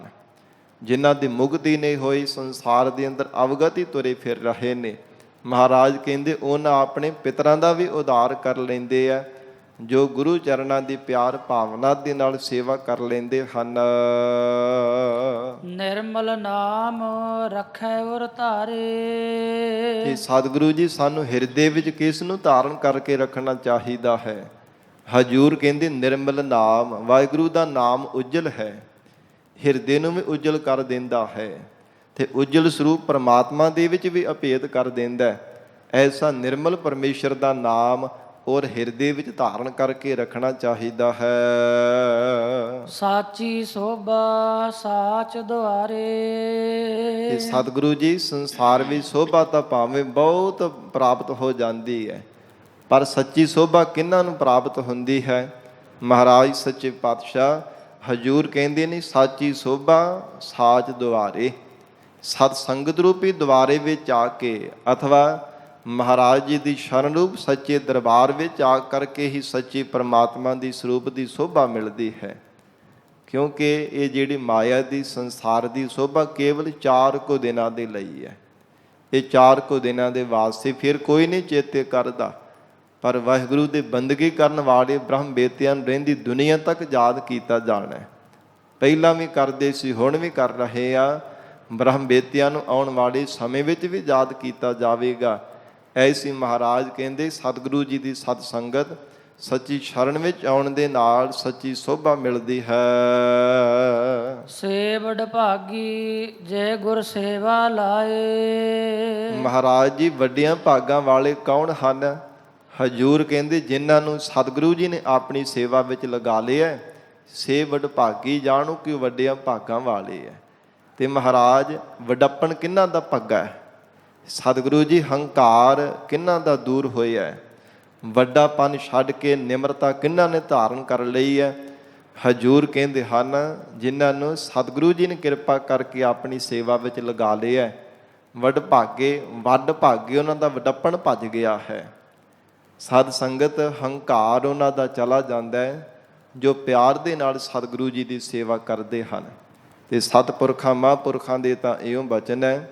ਸੰਤ ਬਾਬਾ ਕਰਤਾਰ ਸਿੰਘ ਜੀ ਖਾਲਸਾ ਪਿੰਡਰਾਂ ਵਾਲੇ ਮਹਾਂਪੁਰਖ ਬਚਨ ਕਰਿਆ ਕਰਦੇ ਸਿੰਘਾਂ ਦੇ ਜਥੇ ਅੰਦਰ ਕਿ ਖਾਲਸਾ ਜੀ ਜਿਹੜੇ ਕੋਈ ਬਰਤਨਾਂ ਦੀ ਸੇਵਾ ਕਰਦੇ ਨੇ ਪਿਆਰ ਦੇ ਨਾਲ, ਜਿੰਨਾ ਜ਼ਿਆਦਾ ਬਰਤਨ ਨੂੰ ਲਿਸ਼ਕਾਵੇਗਾ ਉਨਾ ਜ਼ਿਆਦਾ ਉਹਦਾ ਹਿਰਦਾ ਲਿਸ਼ਕੇਗਾ। ਜਿੰਨੇ ਪਿਆਰ ਭਾਵਨਾ ਦੇ ਨਾਲ ਬਾਰ-ਬਾਰ ਬਰਤਨ ਨੂੰ ਸਾਫ਼ ਕਰੇਗਾ ਨਾ ਚੰਗੀ ਤਰ੍ਹਾਂ, ਉਨਾ ਜ਼ਿਆਦਾ ਉਹਦਾ ਹਿਰਦਾ ਸਾਫ਼ ਹੋਵੇਗਾ। ਪਾਪ ਕਰਮਾਂ ਦੀ, ਹਉਮੈ ਦੀ, ਹੰਕਾਰ ਦੀ ਜਿਹੜੀ ਮੈਲ ਹੈ ਨਾ ਛੇਤੀ ਦੂਰ ਹੋਵੇਗੀ। ਤੇ ਸਾਧ ਸੰਗਤ, ਇਹ ਸਤ ਸੰਗਤ ਦੀ ਸੇਵਾ ਵੀ ਗੁਰੂ ਚਰਨਾਂ ਦੀ ਸੇਵਾ ਹੈ। ਬੜੀ ਮਹਾਨ ਤੇ ਪਰਮ ਇਹ ਸੇਵਾ ਹੈ। ਤੇ ਮਹਾਰਾਜ ਕਹਿੰਦੇ ਕਰਦੇ ਉਹੋ ਹੀ ਹੈ ਜਿਨ੍ਹਾਂ ਨੂੰ ਸਤਿਗੁਰੂ ਜੀ ਕਿਰਪਾ ਕਰਕੇ ਬਲ ਬਖਸ਼ਿਸ਼ ਕਰਕੇ ਕਰਵਾਉਂਦੇ ਹੈ। ਉਹਨਾਂ ਦਾ ਵਡੱਪਣ ਭੱਜ ਜਾਂਦਾ ਹੈ। ਸੇ ਵਡ ਭਾਗੀ ਜੇ ਗੁਰ ਸੇਵਾ ਲਾਏ, ਉਹ ਜਾਣੋ ਕੋਈ ਵਡਭਾਗੇ ਪੁਰਖ ਹਨ ਜਿਨ੍ਹਾਂ ਨੇ ਗਰੀਬ ਨਵਾਜ ਸਤਿਗੁਰੂ ਜੀ ਨੇ ਕਿਰਪਾ ਕਰਕੇ ਜਿਨ੍ਹਾਂ ਤੋਂ ਆਪਣੀ ਸੇਵਾ ਕਰਵਾਈ ਹੈ। ਆਨ ਦਿਨ ਭਗਤ ਸਚ ਨਾਮ ਦਿਰੜਾਏ। ਤੇ ਮਹਾਰਾਜ ਹਿਰਦੇ ਅੰਦਰ ਨਾਮ ਦੀ ਪਰਪੱਕਤਾ ਕਿਵੇਂ ਹੁੰਦੀ ਹੈ, ਦ੍ਰਿੜਤਾ ਕਿਵੇਂ ਪ੍ਰਾਪਤ ਹੁੰਦੀ ਹੈ। ਸਤਿਗੁਰੂ ਜੀ ਕਹਿੰਦੇ ਰਾਤ ਤੇ ਦਿਨੇ ਜਿਹੜੇ ਪ੍ਰਮਾਤਮਾ ਦੀ ਭਗਤੀ ਕਰਦੇ ਆ ਨਾ, ਪ੍ਰਮਾਤਮਾ ਉਹਨਾਂ ਦੇ ਹਿਰਦੇ ਅੰਦਰ ਆਪਣਾ ਨਾਮ ਪਰਪੱਕ ਕਰ ਦਿੰਦਾ ਹੈ। ਰਾਤ ਵੀ ਦਿਨੇ ਵੀ ਊਠਤ ਬੈਠਤ ਸੋਵਤ ਨਾਮ, ਕਹੋ ਨਾਨਕ ਜਨ ਕੈ ਸਦ ਕਾਮ। ਊਠਤ ਬੈਠਤ ਸੋਵਤ ਜਾਗਤ, ਮਾਰਗ ਚਲਤ ਹਰੇ ਹਰ ਧਿਆਈਐ।